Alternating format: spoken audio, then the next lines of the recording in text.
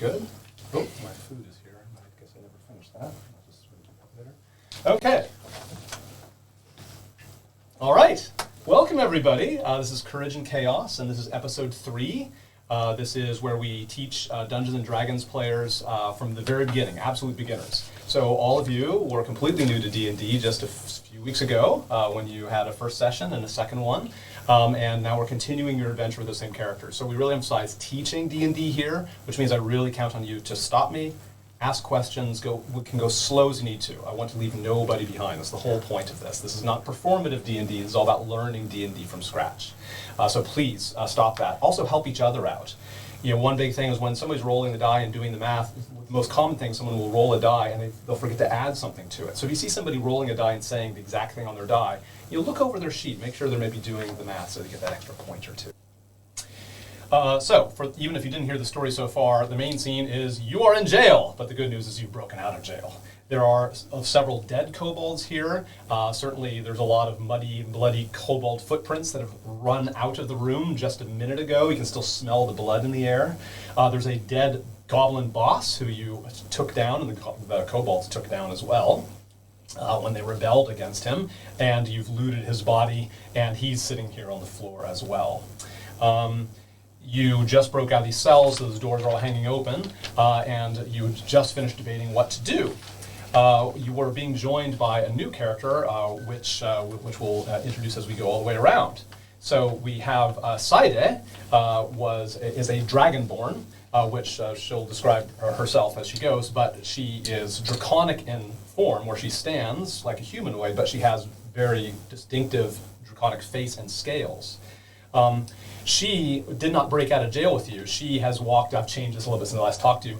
You, down the hallway, realize you've been kind of lurking around the kobold area. You've been sneaking around and observing things, because you had a mission.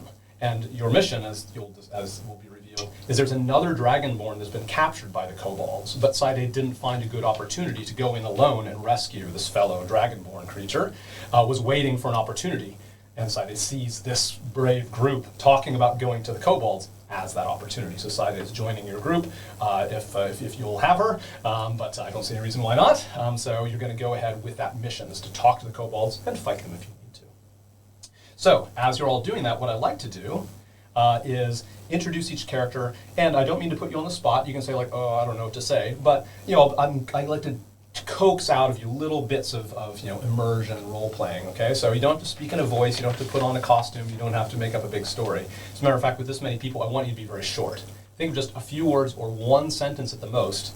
That just describes when the camera kind of zooms in on you, when the other people in this jail look at you. What's the first thing they notice about you? Is it something that you're wearing? Is it an expression on your face? Is it an attitude that you have? Is it an object that you have? Just something that is pretty apparent. And I'll go around in the order that you came in. And of course, I'll introduce everybody to each other. So Oliver. Okay, so Oliver is playing Saryeth. He is a high elf wizard, level 1.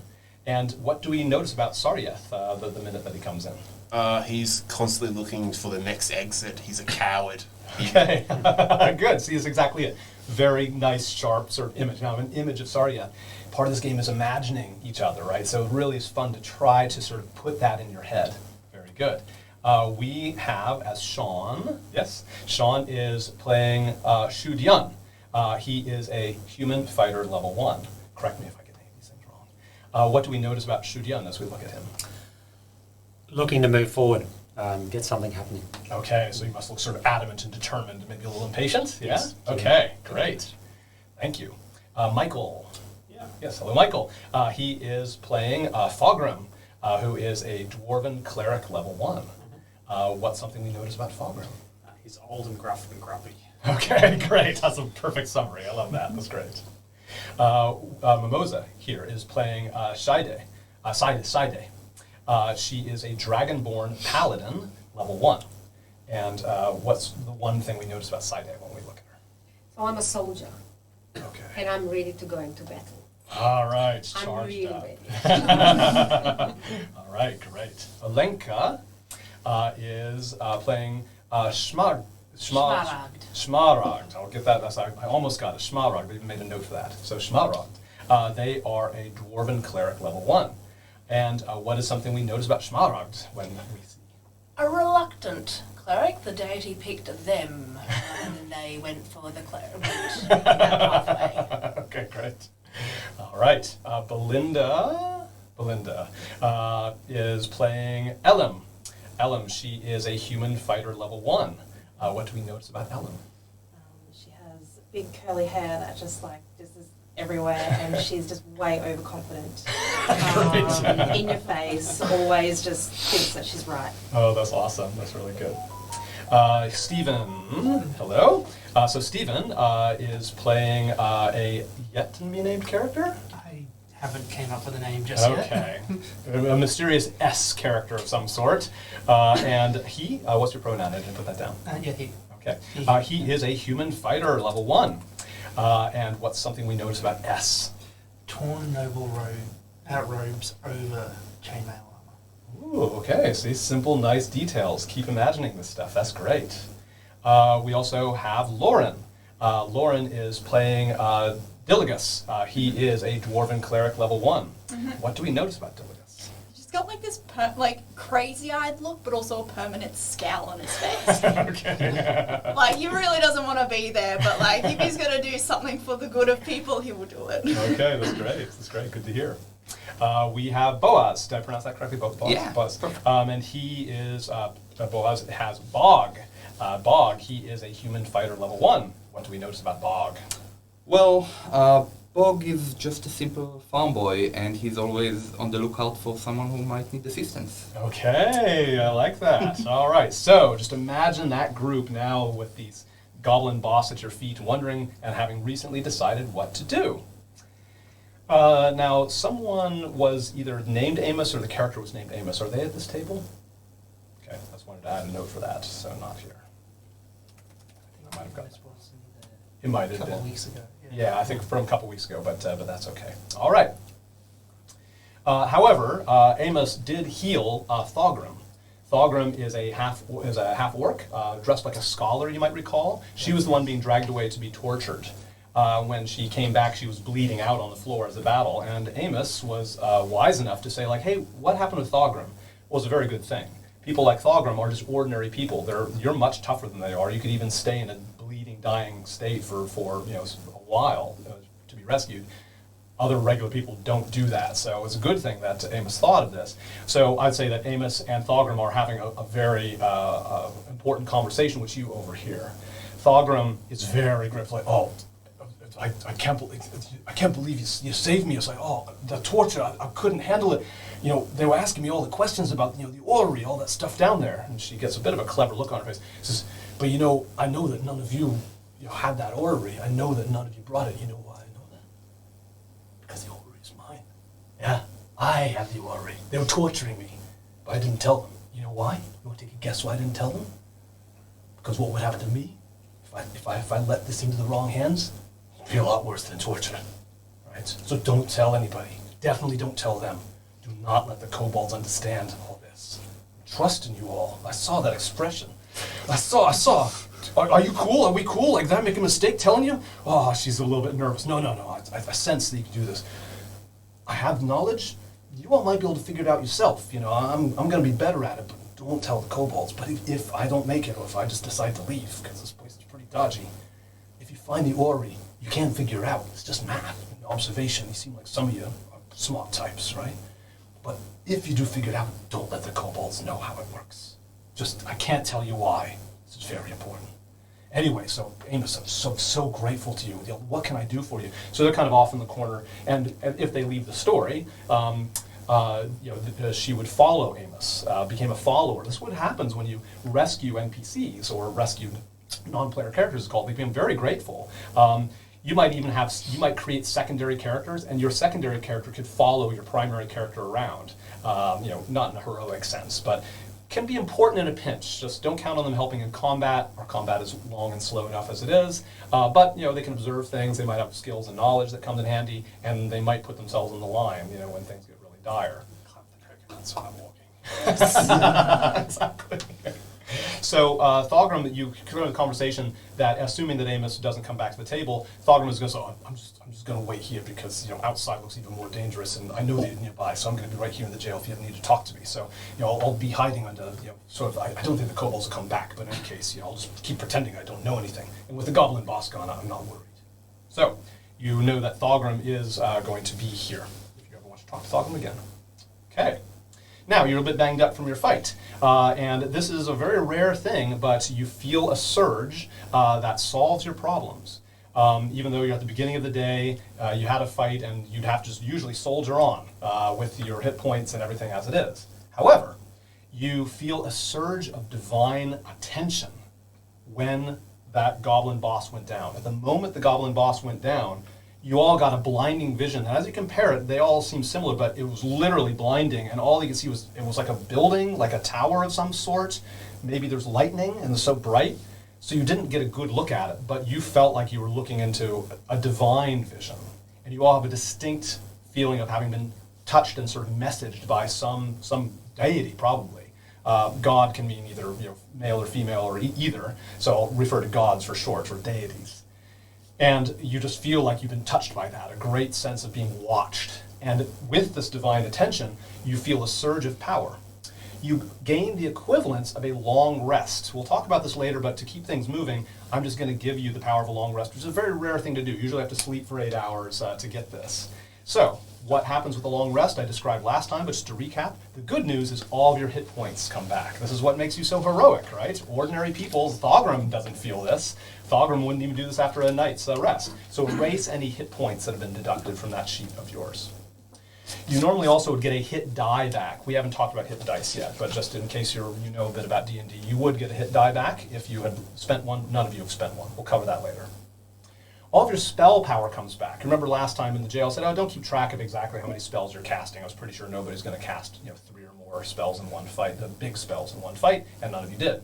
But you actually would have, in a long rest, restores all that. And we will start tracking spell slots, as it's called. You spellcasters are extremely powerful, and the only thing holding you back from devastating everything in the room is that you can only cast so many big spells a day. And I'll tell you a bit about how to track that.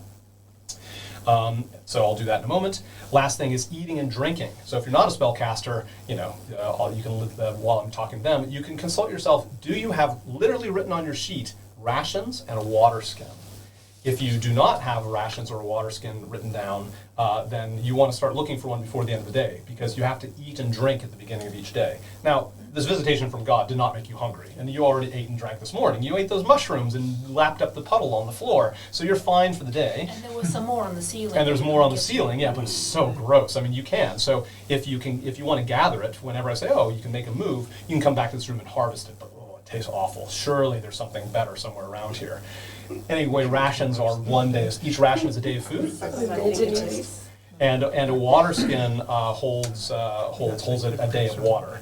You might want to eventually have multiple water skins, because not having water is bad. You're counting on finding a water source every day. Don't worry, your water skin is full, and hopefully you have some rations. If you don't have those listed, make a note of that to look out for, or make a friend with somebody who has that you could borrow it from. But while you're checking that out, let me talk about spells.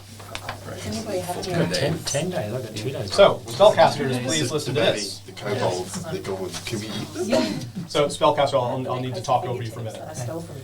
On the back of your sheet, if you're a cleric or a wizard, a paladin would get it later, or a ranger. We don't have any rangers, so you don't have any spells yet, but this will apply to you, so you might as well look at this. It'll be, your sheet may be a bit different there for a side A, but for those of you who have a colored sheet on the very back, you see a couple things that are important as a spellcaster.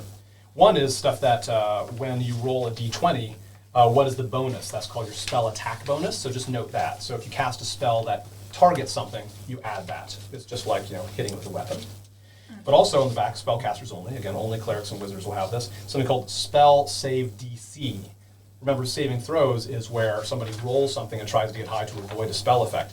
This is how hard your spells hit. So if you cast this on a kobold, the kobold had to roll this high to evade your spell. And now you can learn that. These go up over time. As you level up and improve your stats, they get higher and higher to make you more formidable. Below that, you see a 0 next to the word cantrips. These are called level 0 spells, and they are just spells that you know inherently. You don't really learn and forget them. They're kind of baked into you, but you can cast them. They're so native you can cast them as much as you want, so they just take an action usually, so they're unlimited, and you use some of those probably, and they're listed down below. But then the one I really want to focus on is below that is the number 1, is next to, that means these are your level 1 spells. These are the first circle of power as far as magic is concerned. And next to that, you'll have a number in there under the word spell slots. That's how many sort of packets of magical energy you have, in this case per day. Both of you, wizards and clerics, can only recharge this every day. So if it's down below that line, you can only cast those spells twice a day. You can mix them up. You don't have to decide now which ones you cast. You just you can cast, say, Burning Hands twice, or you can cast Heal twice. Right. One thing that you will, which I won't get into, is you actually have to fill in these little dots to commit to a subset of the spells you prepare each day. When you're praying to your god or you're reading through your spell book, you can't have all the spells ready at your mind's or your fingertips. You have to commit to a few spells. We won't bother with that right now. We'll skip that for now. But do start trying to keep track of, if you cast a spell from that list below the 1, you want to start updating the spell slot to sort of make little check boxes or something. And then every time you get a long rest, as you did now, you would clear those check boxes. Okay, great. So each slot is a cast per day, basically. That's right. Each slot is 1 cast per day of that spell level, and you'll have different slots for different levels. Some of you on a short rest, I didn't ask you to track this, but just FYI, a long rest, you also get all the short rest benefits. Like warriors, you have second wind, right? So your second wind has come back. Remember, this is very important as a fighter. You're going to be taking a lot of damage, and a cleric can't always be healing you, or a paladin can't always be healing you. You can heal yourself in the middle of battle with what's called a bonus action. So you can do this and attack, right? You can only do it once, and then you have to do a short rest to get that power back. But do use it. You might have cleric reminding you that you're able to do that. You can't do it when you're unconscious, so do it before you fall down. Okay. Time pressure. So you don't feel like these kobolds are guaranteed to stay away for long. For all you know, there's another goblin boss, coming on the way to replace the one that went down, because word must be spreading. So you don't feel like lounging around here, and you want to get right on your next bit. So let's do that. One thing is, as you do this, you just realize, this is something that ordinary people wouldn't have survived. You already feel like you're about to engage in something that only heroes can do. You're way beyond the ordinary. Even though you're only level 1, remember, you're extraordinary compared to ordinary people. That'll make you extra brave. So, let me show you something. And we'll get to this next thing. I have to hold this out because the signal on this is a little bit low. I'll show that, but I'll show you a big picture of my laptop as well, which I, of course, have right at my fingertips with no delay. There it is. So you had that ghost. You know now that he's a ghost, and his name was Torg. Now, this is not the kind of picture that, this is the closest I got. At least it shows someone spectral. And the armor sort of suits, but imagine this person is a dwarf. So ghosts, they have an uncanny aspect. He's usually transparent. You can see through him, and he has these weird glowing eyes. And he's floating off of the floor, and he's just surrounded by mist. He seems to not quite be there. You've seen him turn solid once in a while when he was demonstrating certain things with the trap door below him. He sort of turned solid and landed like a solid person. You couldn't see through him. So he seems to have the ability to shift back and forth. He has insignia, like a soldier's insignia, a sash and some epaulets and things like that seem to show they have some sort of military rank. And remember, as he was offering the choice that you decided not to take for now, he said, "Oh, join us," and he touched his epaulets and pointed down the trap door. You decided, no thanks, we're not going to join your red organization and go down into a dungeon right away. We want to talk to the kobolds. But he has been standing there while you were debating what to do. And as you fixate on that decision to go to the kobolds, you hear behind you, "Kobolds, bad! Kobolds, ripen chaos shards." And you turn, and his eyes are glowing quite fiercely, and he's got a hand on the weapon while he's glowering at you all as he warns you that kobolds ripen chaos shards. You know, chaos shards are those little bits of metal you found that some of you actually have. And if he can see them in your hands or around your neck, he's pointing at them. He says, "Glowing shards bad. Give shards here, or we fight, and he turns solid and pulls out his weapon. It's like, oh no. You have these chaos shards. You have the idea like these things have got to be kind of valuable. They're definitely magical, but you don't know what it's like to fight a ghost. You can all decide as a group like, no, let's try to get him Torg's good side, because he introduced himself as Torg, or he figured out, yeah, his name is Torg. Maybe he has a little name tag. Hello, my name is Torg. So if you want to get on Torg's good side, you might all give up your chaos shards right away. However, you have an idea that these things are rare and valuable. What I want you to do, sometimes you start off with a fight. Often I like to start sessions with a little fast fight, and that might happen here. With a group this big, this little DM magic that I'm doing here, you're gonna convince me whether you can sort of make sure that Torg decides not to fight you. Can you sort of, make a show of force? So without actually fighting Torg, have a 1-minute discussion amongst yourselves. What is your guess, if you were to fight a ghost, if you were to fight Torg, what about your character specifically you think would work? What kind of tactic, spell, weapon, skill would you use to fight Torg? Not just to influence him, but if a fight broke out, what would we be doing right now? So is there anything? I'm just going to say it now. I don't think I can actually hit him at all. I think I did try to sleep him, I remember that, and it didn't work at all. Flits between corporeal and non-corporeal, it'll be hard to do physical damage. So I kind of want to ask him why. Why are the shards bad? Why is the glowing? You should. Right now he seems bad? too mad to listen. Yeah. So right now, this is just in a few seconds. Does he feel like you're confident enough to fight him? So that's a very good I'd question. say back down. Yeah. Don't fight him. We need to know why, because that might be important later. Right. So you might be advocating like, I think we should. he give was him all the taking shards. orders from like the red shard thing, right? And I'm pretty sure we have red shards. Could we use that- that? that- Well, that's that's a big question. Does anyone actually have red shards here? Because I know There are that's bits a of red mirror that some of them Not might in have. this current members here. okay. It was one of our absent Did you? members. Because you were in a different group. We were in a different group before, and Yeah. we So had if you have completely red different mirror situations. shard written down, There what is you're- someone from last week Yeah, who but did they're- have yeah, it, but they're- they're not actually here. If they're here and they come back next week, it means they're kind of cowering in a corner, not feeling heroic, and they don't want to Or get forgot involved. about it. Yeah. And I've got a necklace. I've got a necklace which has Alright, so mysteriously that's- vanished full Oh, of chaos yeah, it's shards. true. Yeah, you've lost it in the jail. You'll get it back when you get your character Alright, feedback. so we So can't do yes, there are some things up in the corners. Very good for remembering that. These things all help, right? And this is something that maybe is giving you confidence. Like, yeah, okay, well, at least we know that he respects these sort of red mirror fragments. Maybe we can fake our way through that. Anybody else have any brilliant ideas? I heard he can't be put to sleep. I've got a deck of he playing can turn cards. I might be able to. Yeah. corporeal and incorporeal. Ooh, I mean, I've we got try my to own be magic. persuasive Magic and tricks. just I've got proficiency in that. Could I command him if I can change my spell? Proficiency Yes, so if you pretend that you learned command, you might be able to try command. You don't know whether command would affect him, but that might be a way. Maybe he'll respect orders. Yeah. How does Mage Hand actually work? And It's just can very it lightweight, grab so- things that are No, made? it can lift like a pound or a kilo at most, and it's basically ephemeral. I mean, it's very dexterous, and can move distance, but it can't attack. Okay. That their weapon. I Yeah, that's have what I was thinking. -1 intimidation, but maybe someone with a better intimidation. Okay, right, some of you are good at intimidation. I've got +3 intimidation. Okay, Same. good. Oh, Plus great. 2. I'm very I'm out. persuasive. Okay, There's good. nothing I could do. Well, good job, everyone. So I'm getting the vibe that you all looked inward on your character and figured, oh, here's something that I would do if a fight broke out. And Torg must sort of sense that. So even though Torg is sort of saying, give shards or when we fight, he looks into each of your eyes, and because this collective sense that I'm getting from you, like, yeah, we have an idea of how we would give this ghost a go. His eyes just sort of lower, and just open doors on orders.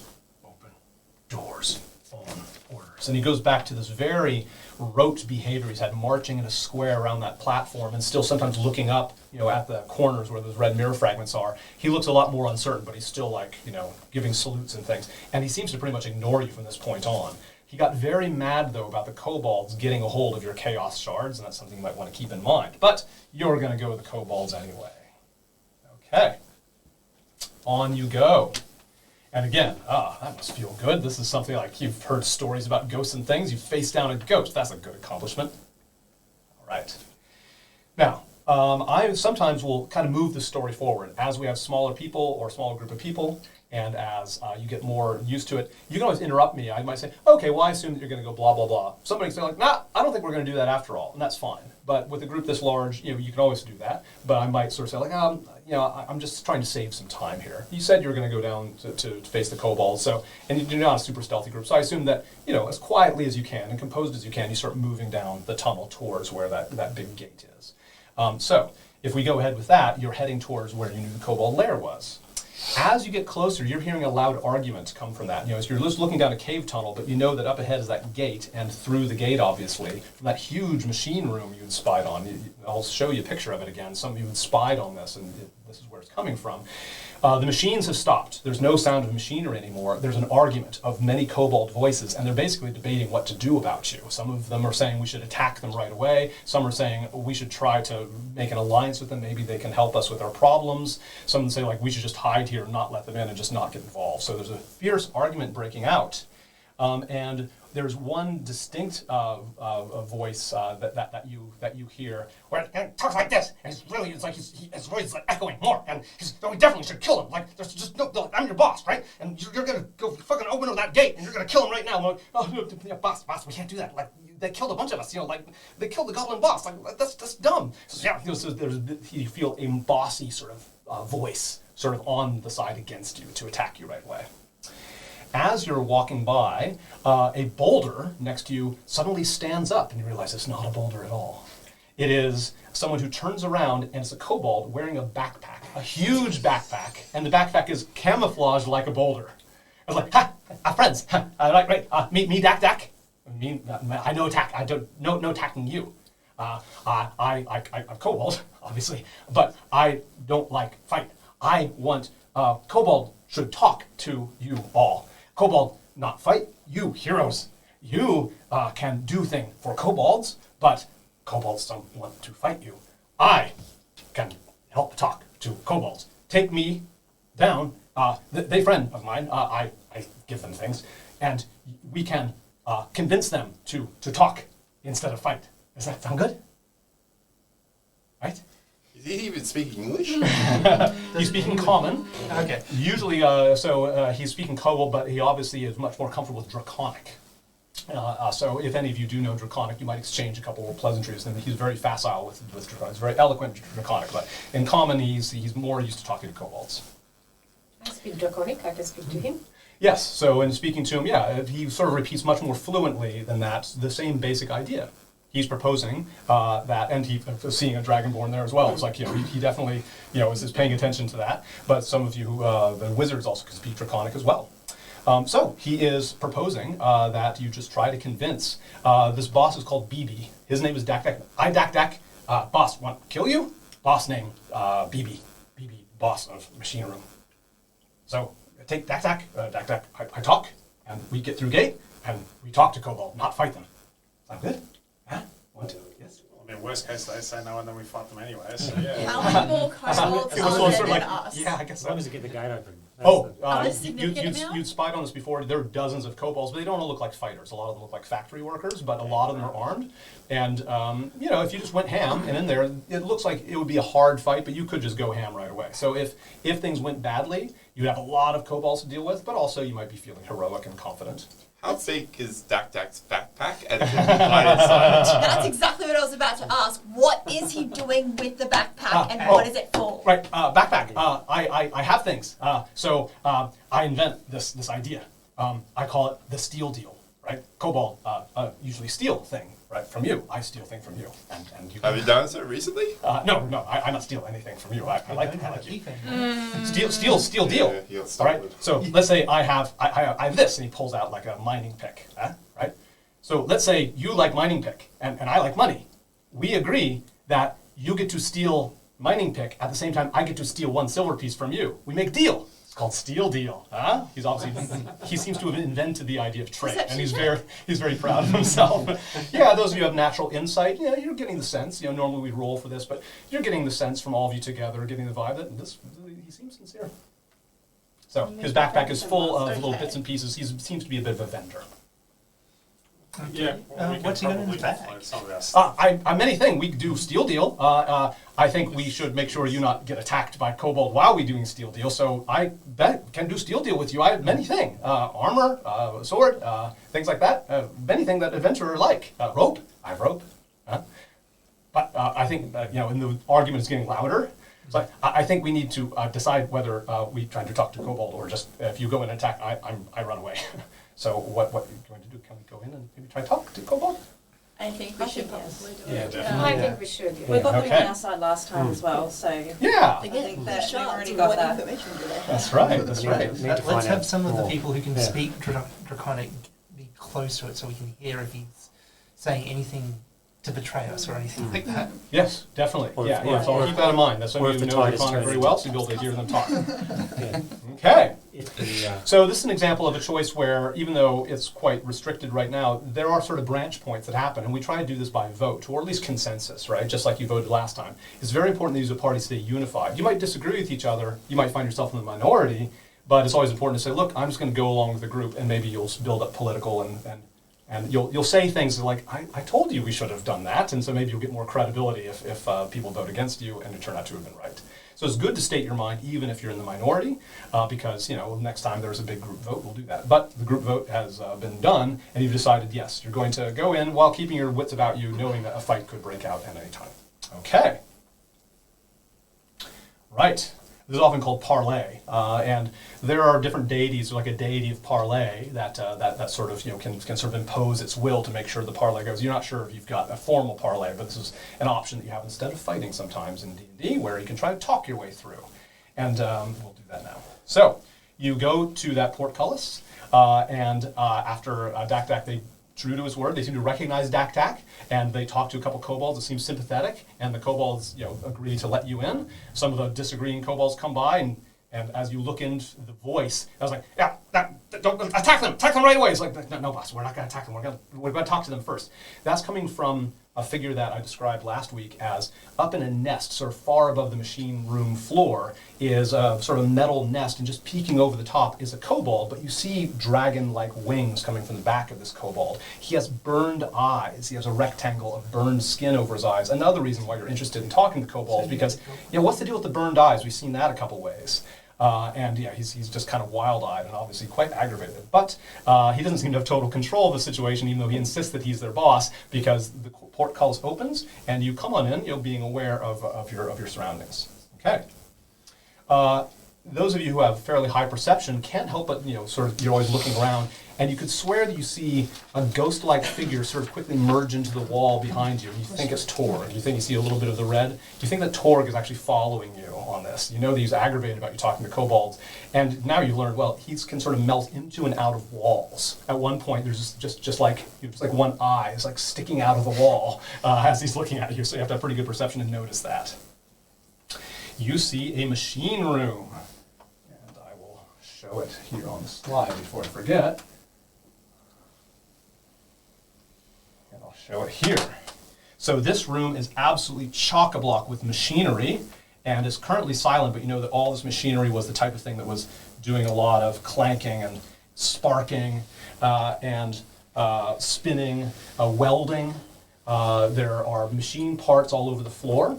You see that all the machines that the kobolds have been bringing back are partly disassembled or completely disassembled into bins. So you see this is where machines are taken into their constituent sort of pipes and wires and springs and whatever else. This is a pre-industrial era, but still, they're still tubes and basic mechanics.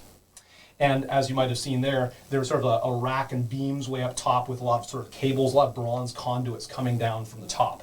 Also, you are partly outside. Once you're inside, there's like a cave-like overhang. But once you step a little bit in, there's a brilliant beam of sunshine. This cave is open to the world.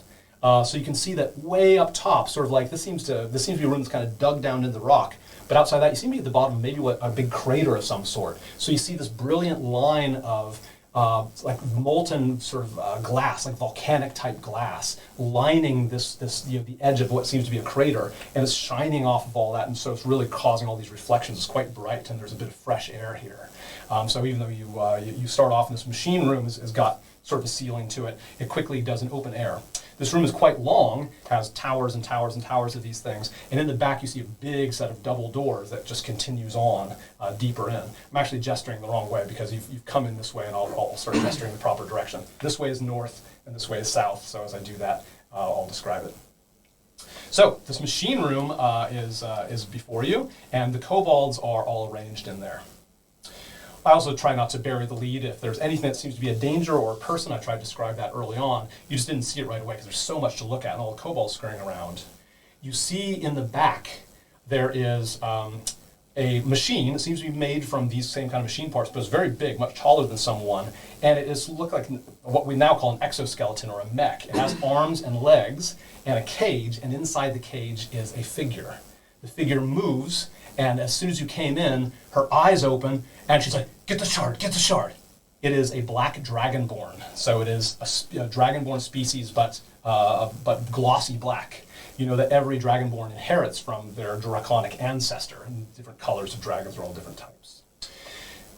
She is that same voice you had heard before. Get the shard, get the shard. You hear her voice. She is inside this mech, but luckily for you, I guess, the mech is bolted to the wall, and she has like levers and things, like her arms are strapped in, her feet are strapped in what might be controls, and so the whole mech is sort of rattling and trying to get free. She seems to be able to operate it, but the whole mech is bolted to the wall with these big bronze cuffs. But as soon as you come in, she's looking at you, and those of you who happen to have a Chaos Shard, raise your hand if you have a Chaos Shard on you. If it's on your character. Now, if it's on your written, oh yes, sort of. Do you have written on your character sheet a Chaos Shard? Okay. For the purpose of let me grant you temporarily a Chaos Shard going in, just because where did that come from? Usually that's the case. And I believe that also one got looted from the Goblin Boss. The Goblin Boss had a Chaos Shard around his neck. That's That was the what one that he you Yeah. had. Okay. So, for that purpose, let me grant you that you have that. But don't worry, I'm not going to hold it against you. Don't It's worry, negative. you'll take it off and be It's just there that 2 you minutes later. see that she is looking at you. Like, just get the shard, and it's hidden away. Take it off. She's quite far away, like she's way down the other end of the room, but she is just beaming at you. This is the one that you know about. You know her name is Havilar. So Side knows that Havilar is a captive, is a bit crazy, is certainly crazy for shards, has been taken from a prison pit somewhere nearby. Side didn't have much time to describe this, so you can investigate it later, but has been captured by the kobolds and put into this mech. This is actually your target to try to rescue. So, that's Havilar. All these machines and racks and towers create a lot of cover when we draw that around. I have many kobolds debating amongst themselves what to do, and they're kind of in groups. The ones that are closer to that nest in the middle seem to be of the team kill you, and the ones that are clustered around you and Dak Dak are the team ally with you, and they're arguing sort of across the space with each other. All right. So as you get close, BB says the following, getting everyone's attention. I'm seeking to deploy. Ha! Yes! Deploy! Construction! Yes! They destroy, pointing at all of you. Heroes, ha! Hero murder hobos. Ghost lovers. That's pretty fucked up. Look, ghosts can't get diseases that way. We create. We take their things. We don't need them. Attack! But the attack does not happen. But a lot of kobolds on his side of the room is like, yeah, let's attack. So he's proposing trying to rally people to fight you immediately. And some kobolds on his side sort of like, yeah, they're murder hobos. Yeah, we can't trust adventurers. Like, when can we ever trust adventurers? Ghost lovers, they keep saying that as well. So the time pressure is that you think that eventually this boss may get his way, so you want to address this. So I'm going to introduce a dynamic in D&D, which is, again, an alternative to fighting, and I just call it a role-play battle. But it's a way to try to resolve this one way or the other. Dance off. It is a dance-off. Very good. If you're good at dancing, that can apply. So this is a way to resolve conflict in D&D without the combat. So if you have a PC that has a lot of personality investments and skills that are what you might call softer skills, deception, knowledge, social skills, or maybe you're just not very crazy about combat, this is your chance to really shine, but everybody gets to contribute. If you're a very martial character, you still will be able to do things to contribute just as importantly. So if you're a lover or seducer rather than a fighter, this might be a big chance to brush those off in a way that combat can't. So this next part is about the soft skills, but you can still help regardless. So, your opposing figure is BB, and he has a stance, right? This is what he keeps saying over and over again. And his underlings on his side, are sort of repeating it. And he basically says, "These adventurers will screw up our operation, which is going well." He's gesturing to the whole machine thing. "They must be killed now." Very simple. These adventurers will screw all this up, and it's going fine. We should just kill them. That's his stance. And if he maintains that stance and wins enough people over, you're going to be attacked by BB and the minions right here and now. So if you don't like that idea, you want the NPC, you want BB to say something different. You want him to have a different stance. And one that I'll suggest, later on you'll have more control over this, but let me just suggest this because it's pretty much the obvious one, is you want him to agree alliance with the adventurers is better for us than keeping the operation going as it is. You want him to change his mind, like, oh, this alliance will be even better than our current operation. Again, what is this operation? You might learn by the actions that you do, or you might give away clues as to what's actually happening. That's what you're here for, is to figure things out. If BB changes his mind, you're pretty sure these kobolds will all become your allies. And that can be very powerful. You're new in town. Having friends is good. You can anticipate with an ally getting trade. You can get information from them. You can get access to more of the kobold, these caves, because they're all little holes in caves and hidden things. That might be nice. And when you have an alliance, you don't get to just rule them. You have to accommodate their stance. So you won't be able to take away things that are core and important to them. You won't be able to totally change their personality, but you'll bend their agenda more towards yours. And you might want to find out what that agenda is, because that might affect how strong of an ally you want them to be. There's kind of a jury listening to this discussion, which is just all the other kobolds and the workers. A lot of them are able to fight. And so I'm going to start putting beads and points down, and just imagine the beads sort of represent the number of kobolds that are kind of on your side versus the other side. So that's what I'm sort of symbolizing with the chips that I'll put down and things like that. So you are going to hear arguments and make arguments. You're going to try to cut down each other's points. You're going to try to establish facts, and you're going to try to either challenge the facts that your enemies are making or support the facts that you want to assert. And that does, you might make a member of the jury kind of more neutral or come to your side. Okay. So kobolds are important. BB obviously needs support from them. He can't do this himself.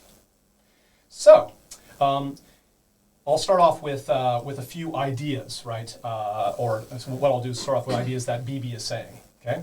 And I'll do them one at a time, then we'll roll dice to see how it goes. Okay, let's get a pen. And so I'll do a rough thing written down here.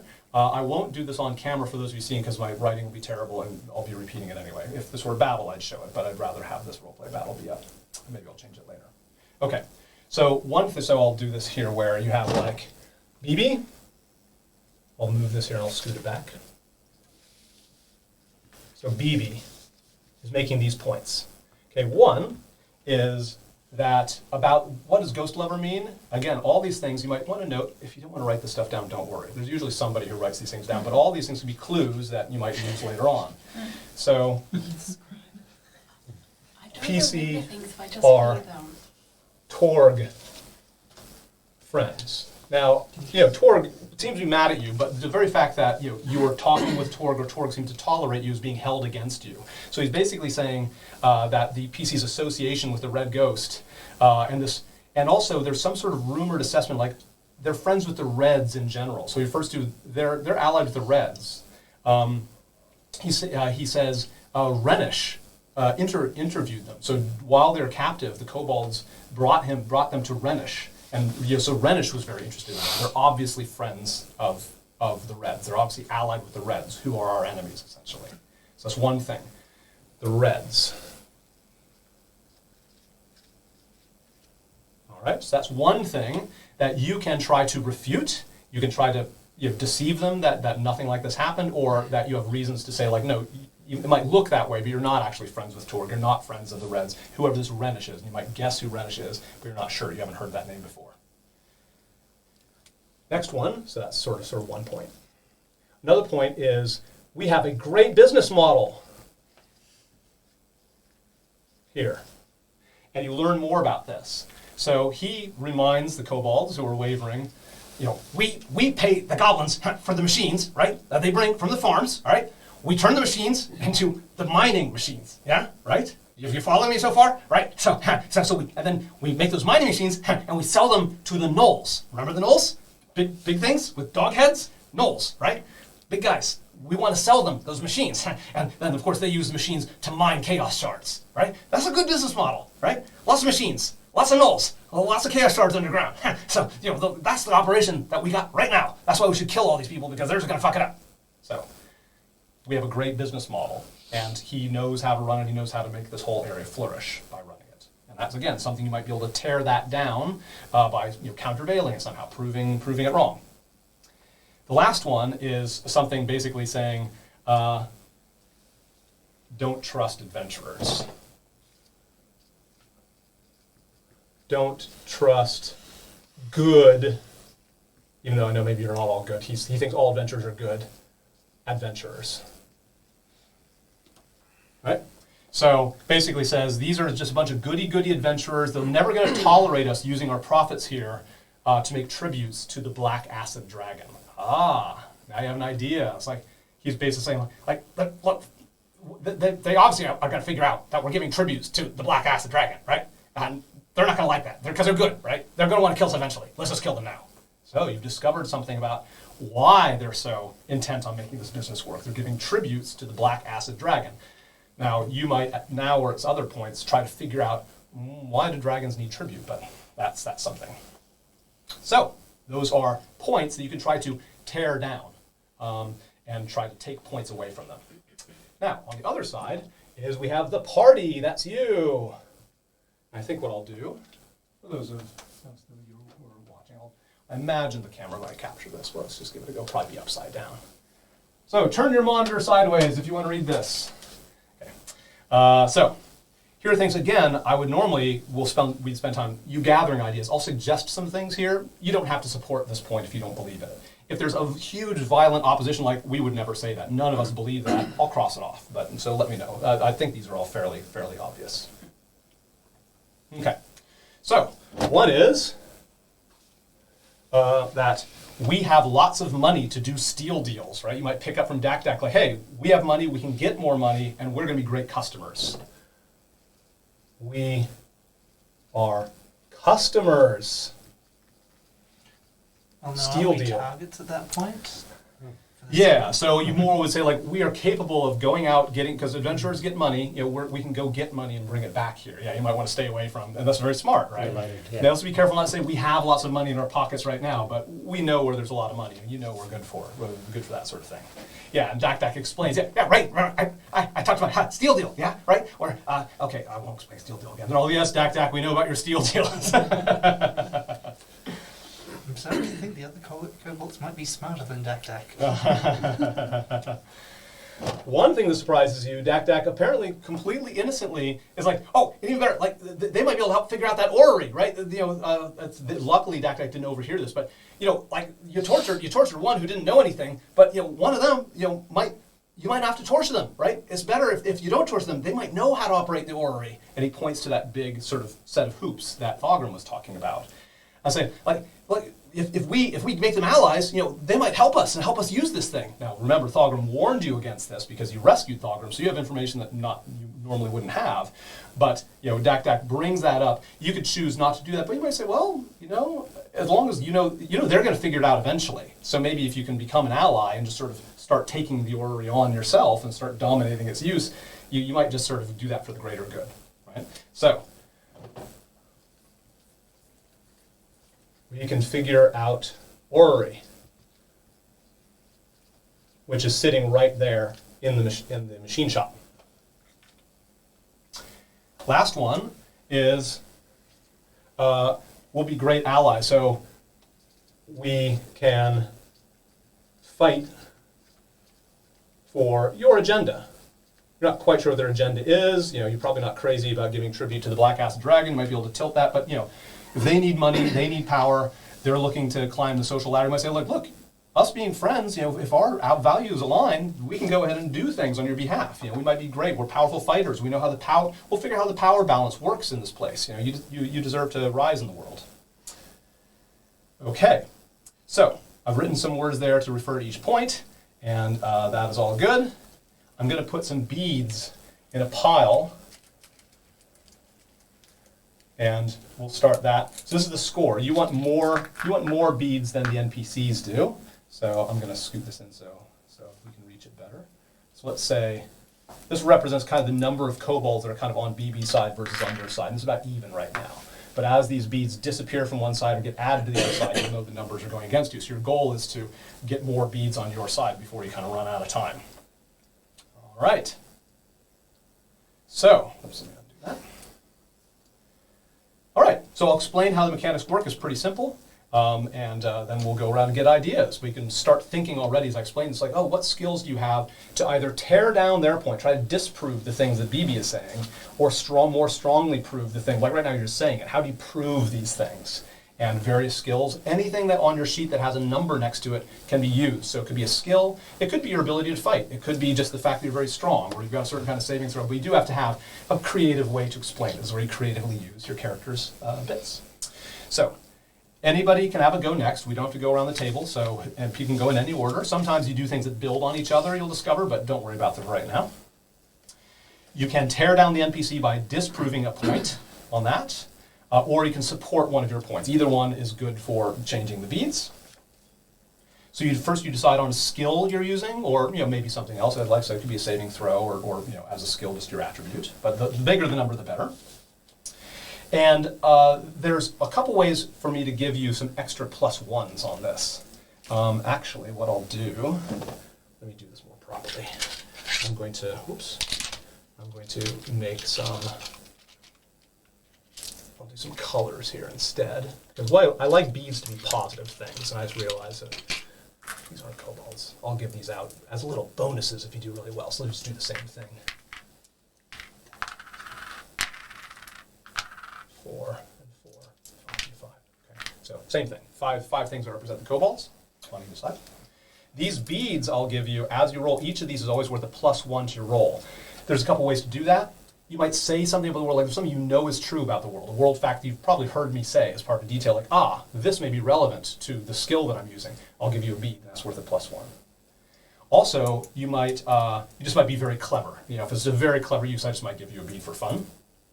Also, I'm going to ask, it's not necessary, but I'm going to ask you to sort of say one line, like give me one line from your speech, in character, but again, don't worry about accents, don't worry about anything like that, but just what's something literally your character might say. I can give you a bead if you do that, and even more than one bead if it's excellent. Okay. And I'll be doing that sort of secret. I'll show you how many is over, so don't worry, if you don't do one of these very well, you won't know which one I didn't give you a bead for. Okay. If you don't feel very creative, that's fine. You might wait and see, somebody else had an idea, I'll do the same thing that they did. So don't worry about borrowing ideas from each other. Variety is nice, but you can borrow. You're going to roll against a certain number, so I'll reveal that as we go. And if you succeed very highly, then other nice things happen. So we will do that. Let's start off with anybody can have a go. I think that's what I've done. Yep, perform the mechanics. Yep, good. Who has got an idea? I do have one.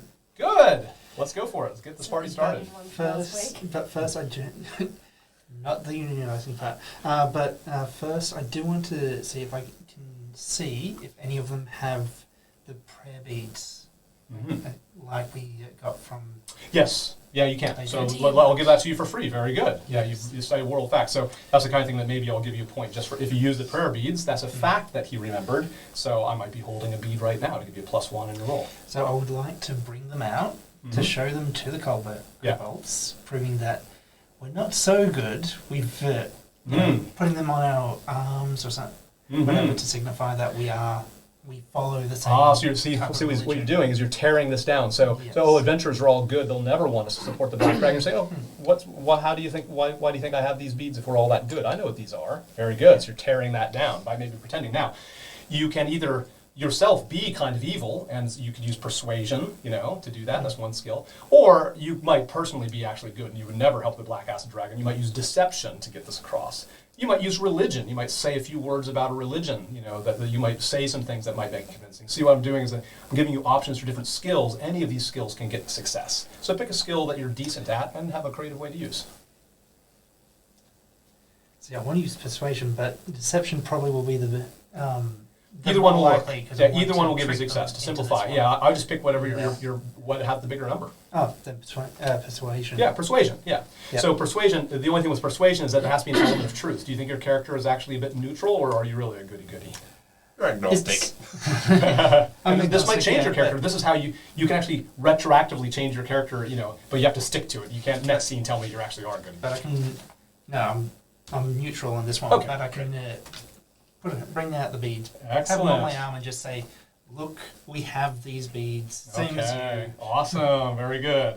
Yeah, and that's your line. So I like that gesture, like, hey, we have these prayer beads, same as you. So maybe I'm giving you a bead for having a good line there. Yeah. And what is your bonus for that? +4. Okay, Persuasion. great. Yeah, so you're quite strong at it. All right. So before you roll, I'm going to reveal that I've given you 2 extra beads total. So you're going to roll your d20. You're going to add your persuasion, but you'll also add these 2 beads because you've done a good job on that. So 17 Ooh. plus 4, 21 plus 2, 23. 23 total. Now that's great. Obviously that works. Anything that high, you know that this is higher. But you've beaten it by a lot. You said 23 total? Yeah. Okay, great. All right. I'm going to tell you that you exceeded the goal by at least 5, by 5, by more than 5. And that means that something special happens. You personally get some loot or benefit. So I'll go ahead and mark this where as we go, you'll get some extra loot. So do remind me when we split up loot after all this, remind me, oh, I got some extra loot from that fantastic point that you had. Let me record this. So you have torn down the goody-goody adventurer bit, and we also have loot. I do have another idea, but No, anyway, that's fine. Let's let everybody have their chance to shine. Now, we alternate. BB has heard that, and as that happens, you are able to tear down. So one of the kobolds that was agreeing with BB because they agreed with the statement is now off the board, right? So the numbers are starting to tilt against BB. So see what we've done here. So good job. As that happens, BB now is shoring up a counter bit. He can sort of argue right against it and try to prove that you're goody-goody after all, but let's not do that. Let's do something more creative. All right. So he is going to talk about, oh,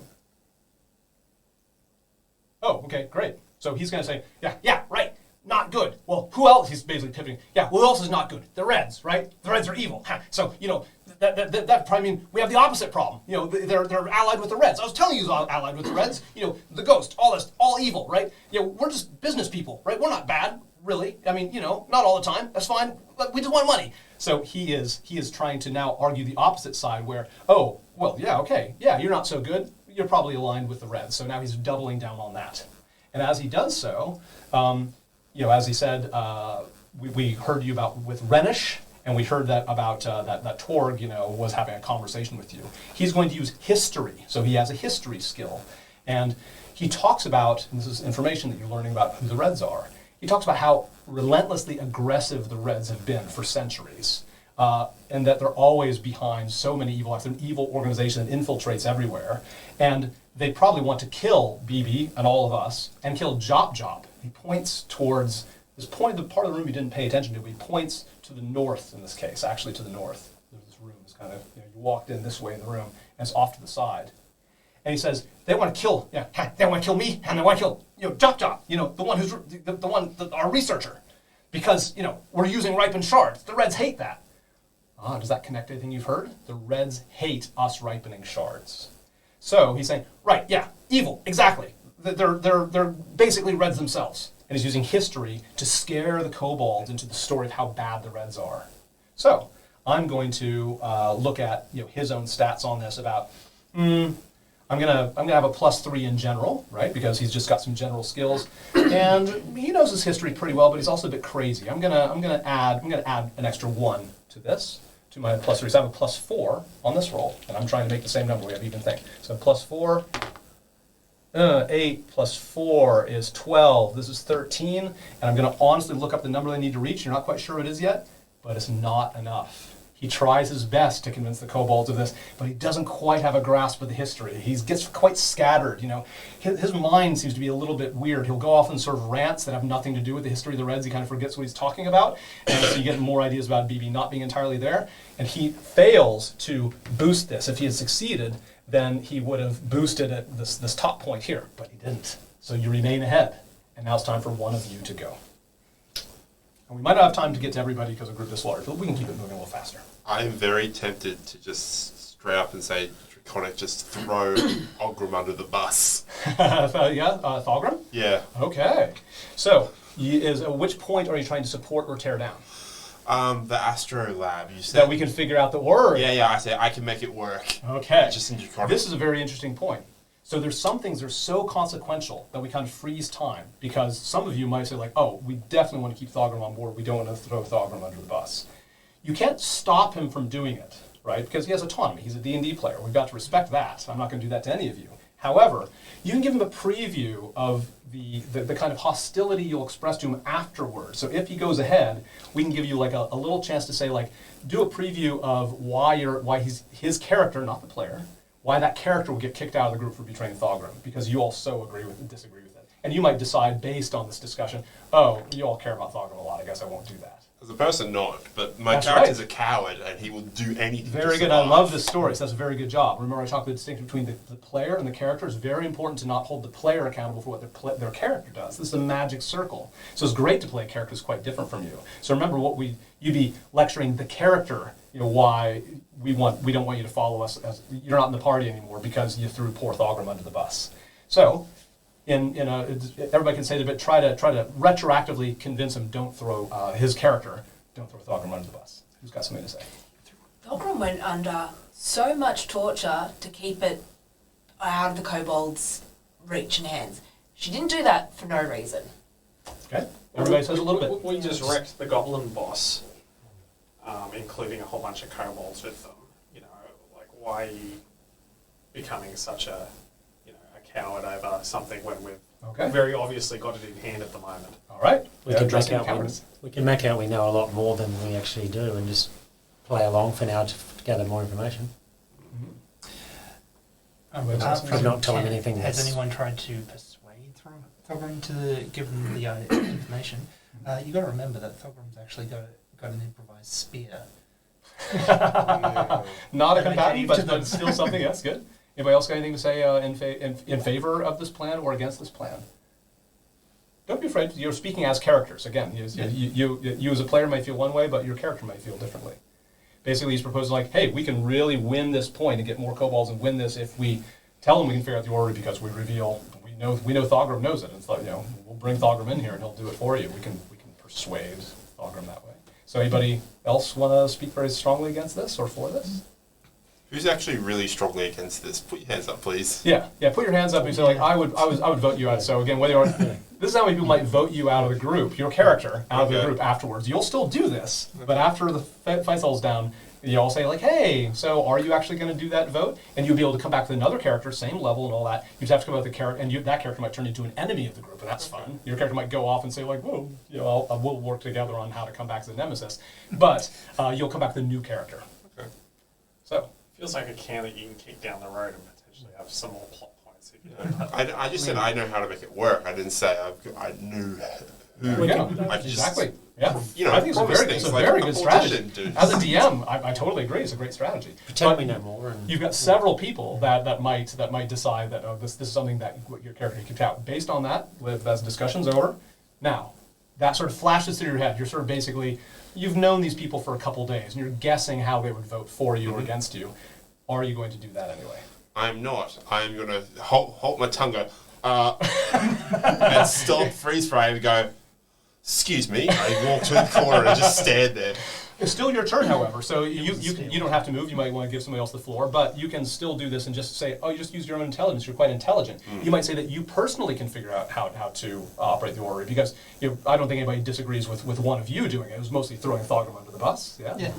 That's why I put that point up there. Again, if you totally hate one of these points, let me know. Like, don't let anybody argue that. So you can use an intelligence check. You use Arcana, History, Pure Intelligence. So you can still get a point for the party. You can still get a kobold to come to your side by saying you personally can I'll say I can make it work. Yes, okay. I would just be real vague. What I'll do is I'm going to give you a bead for at least knowing Thogrim, because you might be able to later consult Thogrim. You're not going to mention Thogrim, but I'll give you a point for that. And eggs, almost, maybe. do you have a line that you say that summarizes this point? Hey, come on. All right. And what skill are you going to use? I'm going to use religion. Oh, okay. Because I'm just like, hey, we're all dragon boys here, and I'm speaking Draconic, so I'll make us feel like. Sure. Okay, that's good as well. Yeah. So, and that's a pretty good skill for you. Yeah. Religion. Yeah. You know religion quite well. Okay. 5. Okay. I'm going to give you 2 beads for all those things together. So go and roll your d20. Add your religion, and then add the 2 bonuses as well. Some bad luck trips you up. Yeah, 7. Okay, Oh, 7 total. no. Now remember, yep, 7, you might get over the edge, so it'd be 7, plus this 2 is 9, still not enough, right? But when you roll a die, remember it's usually a matter of luck. The skills to sort of make bad luck a little bit better, but you just happen to pick, a particular line of argument, or, you cite some religious principles that you were grabbing at religious principles that might have something to do with the orrery or whatever else, and you just don't pick the right ones. Bad luck. Okay, so you do not change the way the board goes, but you're still ahead by 1. However, it is now BB's turn. I guess, come on. I'm not going to reveal what I gave beads words. for. I give beads for a world fact, which he definitely got for Thogrim. I can give a bead for the line, and I can give a bead for something clever that's especially well suited. I just won't reveal which one goes for which. Okay. All right. Yeah, so BB now tries to, that's right, yeah, tried to pivot. Yeah, tearing down. Yeah, it's time to tear you down. There we go.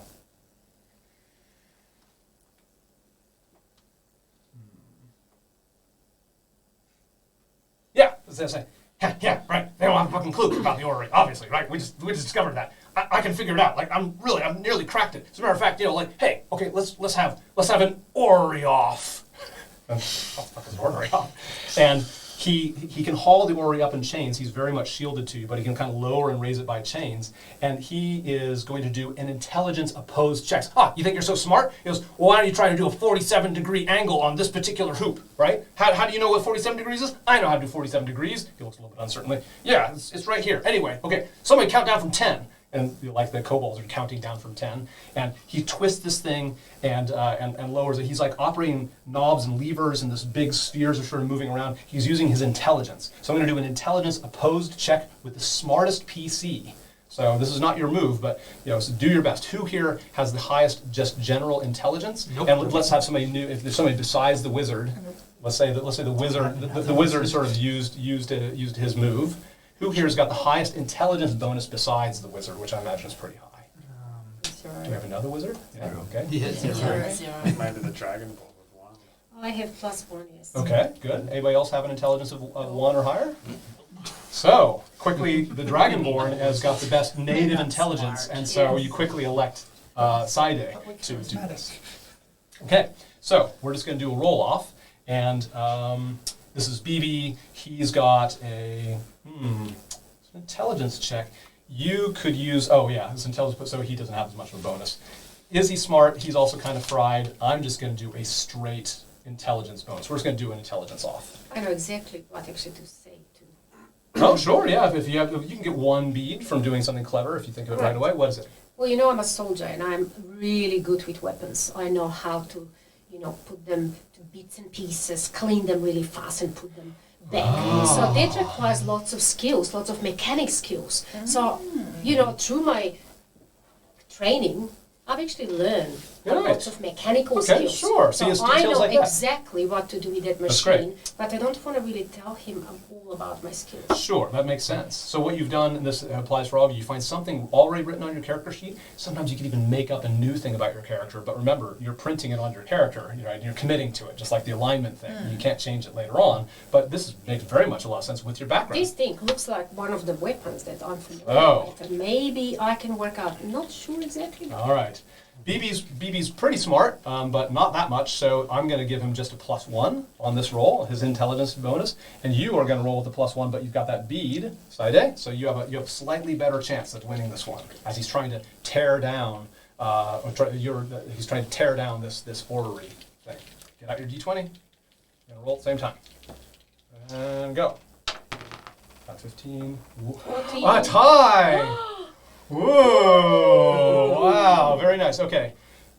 In this moment, is there anything that any of you can do to tilt the balance? It's a tie. What's the first thing you can think of to they're struggling. It seems like the kobolds are sort of arguing well, that's a 47-degree angle. That's kind of a little bit more. That's a little bit less. So comparing it in that 10-second thing. Does anybody have it doesn't have to be a skill. It's an idea. Quick. What is the orrery made out of? Made of bronze. Can I push over a big mountain of trash just to make a huge distraction? As it goes, yeah, maybe so. Anybody else got an idea that might happen? So, yeah, he accidentally knocks over some trash to try to distract the kobolds from doing the measuring. Anybody else got an idea? Sure. I want to grab some debris that's on the floor and just bang it together. You know, make some real loud noises, turn some heads. Yeah, so you knock it over. You, in the process of picking it up, is doing that, and it just happens by the kobolds who are like, you're sort of measuring. They kind of keep looking over their shoulder, and they're getting out their protractor to prove that BB's angle is better. And those are the ones that you cleverly distract, which means that side A ends up winning. So eventually, the majority say, yeah, okay, side A wins. Very good. Okay. So BB was trying to tear one of these down, and again, we're 5-4, and we're running low on time. But you've survived another round. Some new person who hasn't been involved yet. Now it's time for you to either boost one of these things or tear them down. You're doing very well. You've definitely got the idea. Just keep it up. I want to go with the researcher. Okay. Can we, like, investigate the researcher? See what he knows about. You mean back at Thogrum? Oh, Yeah. is it? so- No, yeah. Yeah. you were talking about the other one, weren't you? Which researcher? The Yeah, one yeah. that Torg, like, pointed to Yes. over in the corner. Torg points in The the corner. Kobolds researcher. Researcher. Yeah, Oh. But, like, what's the ripening of the shark? Ah, yeah, And yeah. like, can we figure out any information to maybe try and dismantle what? Yeah, Torg the other and- Torg friends. Yeah, good, okay. What? Very good, very good. Okay, so tell me, what is a skill that you might have that you want to apply, or something that's got a number next to it, they think will help disprove that you are friends with Torg in particular, if that's your point. Oh, to disprove that we're friends with Torg. Yeah, is that what your point was? Yeah, with the researcher. Anybody want to help out? I think she's got an idea here, but I meant more to like ask him questions, but do I have to dismantle like his deception of Well, me? you know that the jury is tilting back and forth, so Okay. there's another time where you just are trying to solve mysteries. Like I know you're pitching persuasion? for We it. have to increase to our get more value in their information. eyes. Yeah. Yeah, exactly. So right now there's great time limited business. where it's getting the jury to tilt. So you So really Yeah. want to Can we- destroy one of their points or boost one of Can we yours. speak with Yeah. your researcher? I'm staying out of this. I But really what? too. Can we speak with your Anybody else got an researcher and idea? maybe add Who hasn't gone information or Yeah, that's what I meant, like Yeah. to try and like add information. Yep. No, or an entirely new idea? Well, we could just like lose a Come later. Prism? I Yeah. don't know. I don't have an idea, but I know I've got high skills in intimidation, and I personally, and my character doesn't know how to use that. He's not Okay, the most good. knowledgeable person. That's His great. intelligence is pretty basic. Yeah, this is awesome. But I love to they show know off that they intimidation. That's have- very applicable here. They Yeah. have intimidation skills, and they have, I think, Who here's got an intimidation idea for how to use interrogation to either tear down one of their points or to boost one of your points? What's the best way to use interrogation? Intimidation. Intimidation. I do, Yeah. because I also have, I'm the same Yeah, character, same so I've here. got my Sure. intimidation. So, But you came with the idea, if you're the one doing the role, let's just help this character. Which point will be most affected by intimidation here on the board? we can fight for your agenda and just basically say, I mean, Yeah. Yeah. You know, we've got manacles that we looted. I've looted a goblin torture needle from the last 5 years. If I can get this off of your boss, think of what Yeah, we we can can do. combine a little bit. Think of what we can do. You're increasing Okay. your value Like, set. for you. Let's say the basically, two of you, just- because you both have intimidated, let's say you're working together and you've got some world facts. So again, I'm Yeah. going to get some beads here that may represent that. So, okay, so you're going to intimidate them, and yeah, your argument could be something along the lines like, look, you're not doing very well, but you're little shrimps. Like, we are fighters, and the intimidation's like, we're much stronger than you. We just want to say that. And you can kind of, intimidation always has a bit of a wicked edge to it. I could But you're use using the power of your thaumaturgy. personality. Okay, yeah, there's things like that. You've got to be scarier than BB. You can get a most, just to keep things moving, you can get a most one bead for one idea. So to use the manacle or the torture needle or thaumaturgy or something else. Between the two of you only, is there something that you think would, a world fact, something you can do or something about your character you think would give you a little bit more intimidation than you already have? Let's stick to just their sheets, just to keep this moving. Let's keep I it. think thaumaturgy would be quite cool because you can make the flames in the area, like the Okay. lighting in You I the like can that. also flicker voice and your, make it. boom your voice up. Oh, I like the first, yeah, we'll just go with the first as idea. well. Yeah, we only need one idea. So, Wouldn't thaumaturgy. be intimidating as much as. Okay, so this will boost both of you. So thaumaturgy is a spell that both of you have, and what it does is it causes like flames and things to flicker. And we are established, you remember it again, a world fact that this machine room has little sort of sparks and flames and things like that. So he surreptitiously casts this spell, as you're doing your intimidation, and like all the lights get a little bit dimmer and all the flames sort of glow and sort of light you up a little bit as you say this, as you both are doing this intimidating thing. So that may have given you a bead. Okay. Which of you has a line? So maybe your turn. What's a line that you can say, or you can chuck to your partner here? What would you say that's intimidating? Okay. You have an idea? What's a line that you can give me that might be very intimidating? Fuck around and find out. No, let them think of it. All right, no, I'll go with that. Why not? Could you say it? Come on. Fuck around and find out, kobolds. Okay. You haven't yet seen what we're capable of. Very convincing on both parts, so maybe I've added a bead for that. And you're using intimidation. What is your intimidation bonus, by the way? +3. Yeah, because I think it's very appropriate, right? So, and all that's coming together. Okay, great. I'm going to give you 3 beads total. All right. So, which is your idea? You get to roll. So I was gonna say, but you've got the needle. You've probably got a. No. We use thaumaturgy instead. Sometimes we pick one thing and move on. So you'll roll intimidation, and you'll add 3 to whatever the result is. And that's on top of the 3 I've already got. Exactly. So Yep. total add 6. Yes, exactly. So D20 add 6. Hope for the best. Oh, yes. 25. Wow, your total is 25. Fantastic. Okay. You succeed, obviously, but you succeed brilliantly. Good job. This is great ally boosted. Okay, very good. You have gotten a kobold onto your side now, and I can see you're very much getting ahead. Good job. And that's good because we're going to run out of time eventually. Good. We're doing all right. Let's get them, everyone. You've done so well that you get some sort of offering, some sort of loot. So at the end, when loot is being split up, when you beat it by 5. Wait, you did 25 total? Yeah. We both got 25. Okay, yeah. So 25, yeah. 25 is a very good score. I thought yours was 23, as I recall. Yours is 23. Yeah, yours is 23. Yours is 25. You have gotten more than 10 over the requisite number. So that is worth something even more. And keep that in mind. So I'll highlight that. Got plus 10. Woo! All right.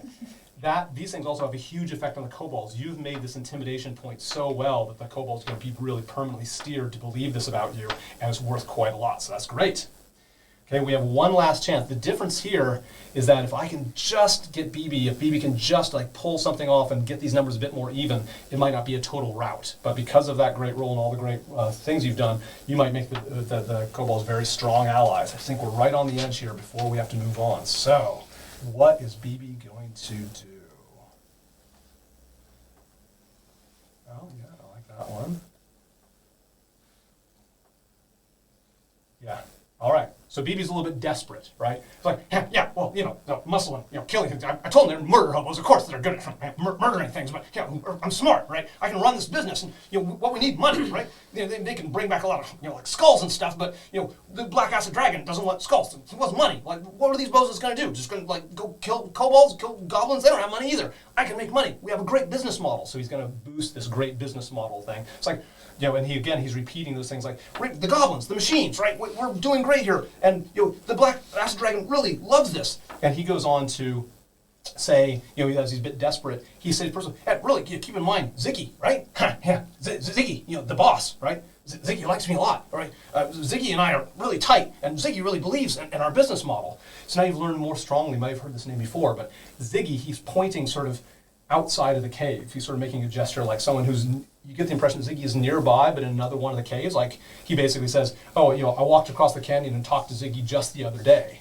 So now Ziggy, the boss of all this, is someone that BB and everybody here is supposed to respect and is right nearby.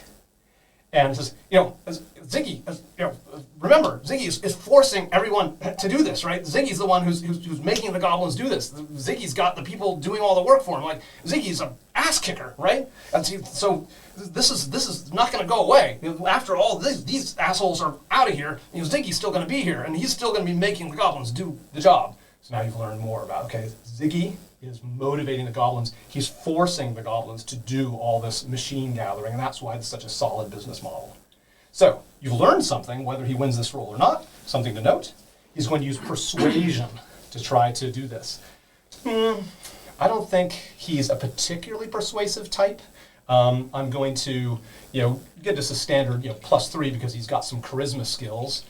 I don't think I can add another point to that, because it's already a bit of a stretch that this sort of tweaky, eye-burned guy who's been haranguing them with all the points he's made, I don't think I'm going to be able to add anything to this besides the natural 3, his natural skills. He's probably trained a bit in persuasion as a boss. So, I'm going to try to roll this. I'm going to add only 3 and the magic number in order to tilt things, which may make the difference between kind of getting the kobolds on board and really getting them on board, is the following. 11 Plus 3 is just enough because the number is 14. Ah. Does anybody have an immediate reaction? Is there one thing, like this is basically a tie? And I can't, is it the same, anybody who hasn't done anything yet, anybody who hasn't spoken yet, have an idea like how can you tilt this? Because, the kobolds are just starting to agree with this. Anybody got something they can do right away? Can we talk to Ziggy? Yeah, something you can do this second. Oh. Anything you can do right now. Can we say, well, we can get money, we can get gold, we can... Whip out some loot. Yeah, true. You got that. You got loot. And that's kind of like we are customers. That's one point there. Is there anything that you could do, especially for this point, especially this whole thing about you're offering the business model, like we'll improve the business model. We can add to the business model. One of you, like who has coins? Like you might be able to just say like you might just throw some money around right now. It's like the kind of money you're talking about is nothing. Like I think your black acid dragon friend would like this. Who is willing to make an offering to the black acid dragon? It seems that they need actually more fighters. Mm-hmm. I don't think they're strong enough. That's true. A lot of them are trained mm-hmm. to do machinery, but they really don't have a fighting skills. So they're not that and organized. we should persuade them that we really, they need us. Yeah. We Very good. we have great weapons. And I think you all did very good just that intimidation. So all of you sort of collectively intimidated. That intimidation role that did so well recently, I think definitely was built on the fighters. Yeah. I want to try to focus in right now on this whole idea of what's a great business model. One idea is if somebody wants to offer up, like 5 gold, 10 gold, it's a lot. But if you just casually chuck it in, you think you tilt that because you say like, money's not a problem. Who here has 5 or 10 coins or has another idea of how to prove that their business model isn't all that great? We're supposed to be protecting the farms that they're stealing from, right? Mm-hmm. We could cut them in. Ooh. Cut them in how? Like, what do you mean? Just look the other way. Oh. Nice. Make a proposal. My character is probably not that cunning, I don't think, but potentially somebody else's would. It's like cut them in. Just be like, we're off to protect the farms. You're not going to be able to raid them anymore. Okay. With us. This is very interesting. Maybe we could come to some arrangement. This would become something that would steer the story, and I'd hold you to this. We want to have a majority agree, like you are going to agree from this point forward, to not pursue the agenda of stopping the goblins from raiding the farms, and therefore assure like your business model is safe with our help. We're going to make sure. This is what his character is suggesting, by the way. So this is definitely something that's a bit of an alignment shift, because the goblins are obviously doing some very bad things. And of course, people are getting killed and their stuff is getting stolen. This would have to be sincere, right, to do this. Like, this is not a skill check. This is like, if the group has got a vibe that says, yeah, we're collectively the kind of group that would rather kind of be cut in on this deal and look the other way, that would tilt it this way. So an offering of money or a group agreement to vow not to stop the goblin raids. Both of these would be consequential. Anybody got anything to say about that before we... Something about, can we get better quality equipment, better quality machinery for them instead of just farm machinery or something? Okay, that's maybe a third idea. Yeah, you might, does anybody have any ideas that could prove that? But maybe some I've gone already, but I do have an idea. Yeah, we got to stop getting new ideas, so we're out of time. Okay? I was just going to say, cut out the middleman. Yeah, we can't, this is true. All right. That's maybe part of the other argument. I think it's a good idea, even though I feel like my character would do it, but I wouldn't do it. I don't know how to feel think about how this. your character would. Okay, so think as your character, He when you would vote, because as a absolutely group, do it. you kind of consult each other and sort of make a group agreement, and the majority here would rule that you all collectively are going to stick to a vow to not stop the goblins from raiding the farms to the north. Is that something that your character would vote for or vote against? Yeah, my character would say no. Sure, that's fair. I'll give up some money. I'd be willing to play along for now. You mind with it? Good. The ends all feeling like the tone of the group, right? The sort of the motif of the group is being set here. And I'm not very good at lying, so. Yeah. In this case, I think you've got to mean it, right? This can't be a mass deception. This would be too hard to pull off. You've got to show it in your eyes and your soul that you mean it, and it's got to be true. How would you going to suggest would your character vote to do this thing as well? Probably not. No. I was just throwing ideas at the wall. I don't think my character would actually do it. No. Okay. Is anybody going to preempt this by saying, no, I will personally give up money so this vote doesn't happen? Like, you might have a feel this vote sounds like it go either way. Does anybody say, like, I'm personally, or a couple of personally going to chuck, 5 or 10 gold into this? I don't have any gold to keep. Yeah, I'll give some. Okay, how much gold do you have? I've got 25 gold. Woo! Rich, how much do you Oh, have? I've got 10. But Okay. I'll chuck in If you some. chuck in 5 each? Yeah. Yeah. Okay, Should be all right. very good. Deduct 5 gold from each of you. Oh, wait, that GP. That's GP. It's Oh, gone. okay. Yeah, Because I was like, this everything is- I've been writing down, I was like, I don't That's have fine, any- yeah. Very good. This is very interesting. I love how this worked out. This is a great role-playing, session. As you can see, D&D, it still uses numbers, still uses dice and all of their character sheet, but it's a battle that uses numbers in a different way. And the great thing is this idea, and we can just picture that he floats the idea. You're all debating. There's definitely some voices that are saying like, I think I'd vote for this. Some of you are definitely saying like, I wouldn't vote for that. So there's a bit of a debate happening.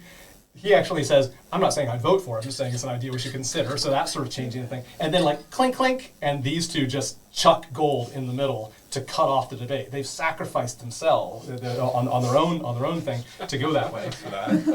Just a bit of money. Yeah, that sacrifice is why I'm going to give each of you a plot point. This is a great time to argue it. Please give me your index cards. Plot points are when I you don't do. have one of those. Oh, okay. I'll give you. I'll give you just write plot point on your character sheet. Okay. And I am going to. Do you want the card still? Yep. Mhm. Yep. A plot point. You have to when you spend it. It's like inspiration. D&D often calls it inspiration. I'm borrowing it from pretty much the same system. It's a way to re-roll any die for any reason and decide whether to take the new result or the old. Thank you. So it can be very crucial. You can almost always use a plot point. You can use a terrible roll to force to be a decent roll. I'll give this as well. So plot point. Or you can just kind of say, oh, I'm going to spend my plot point to change the story in some somewhat plausible way that I didn't think of. So just keep that in mind. So it's a precious resource. And I do this when players, realize, they're willing to personally sacrifice something on their character for the greater good, because that's what their character would actually do. So as that happens, and really seems like, again, because I rolled a 14, BB was starting to win them over. Your debate about how to save it didn't quite work out, and then you just casually checking this, your business model doesn't sound as good as this. Give this to the Black Acid Dragon. Remember, this money's going to go to the Black Acid Dragon. That's good, interesting as well. Okay, good job. As that happens, he was about to add something here, but the kobolds who've been thinking about that do not, and now we're done. We now have 5 to 4. 1, 2, 3, 4, 5. 6 to 4. Why can't I count that? That sounds like 6 to 4. Okay. That is enough to make the kobolds very strong allies. So good job, everybody. Good, you prevailed. All right. Excellent. All right. So this has affected the kobolds' mood. I'll be recording all that, so definitely steer them one way or the other. And as they are given this, they become allies. All right. Okay, first of all, you all get some extra loot from the kobolds, right? So you all get... these are little white bone engravings of humanoids. Let's see this. So write down white bone engraving from kobolds. And these are valuable, like they're little bits of art. All of you who got the, I said you did so well, you got extra loot. I'll get to you in a second. These things can be sold as an art object. You can't just chuck it on to a vendor who's not interested. You have to find a proper vendor. But this would be worth 1 gold piece each. So write down 1 GP. Unless you're one of the people that I said you rolled especially well. I said you get extra loot at the end. You get ones that are worth 3 gold pieces each. So if you got that high roll, that's 3 gold pieces. Because you got sort of bigger, more elaborate ones. You got the best ones. And interesting, so as this happens, because they're little white bone engravings, they're like, as they hand it, it's like, yeah, like the black dragon wouldn't want these because there's the great white dragon off to the white ice dragon, off to the west, might want these. You shouldn't give something like this to the black acid dragon. They're enemies.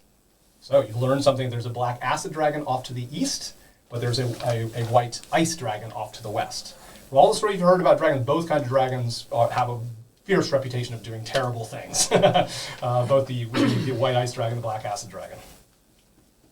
Okay, that's great. The kobolds offer to do a steal deal. So each of if you have a raw chaos shard, you get a shard that can be ripened. But nobody here really has it. You already have one that's on the chain. So they are interested. But Dak says, Great. Hey, good job. Right. Kobold's ally. Hey, I was right. Hey, right. Good stuff. Here, you can have one anyway. So he hands over a chaos shard on a chain. You got this from around the neck of the goblin boss. He hands that over, and you see, that is the same thing. It's like a little bit of black metal, and hands it over. We'll split that up in a minute because something interrupts you as he's offering that up. You hear, kobolds, bad. Merging in through the wall, who's always been listening the whole time, is Torg. He swore agreeing to make kobolds your allies, and the kobolds now saying Dak saying, oh yeah, the ripening shards is good. You're powerful. You should start doing this. This is great. He is extremely mad, right? So he's fixated that you've chosen the wrong side, and he says, kobolds, ripen shards, glowing shards, bad. You are bad, and his eyes are blazing. So he seemed like he's turned against you. Total appeasement, might work, but it's too late.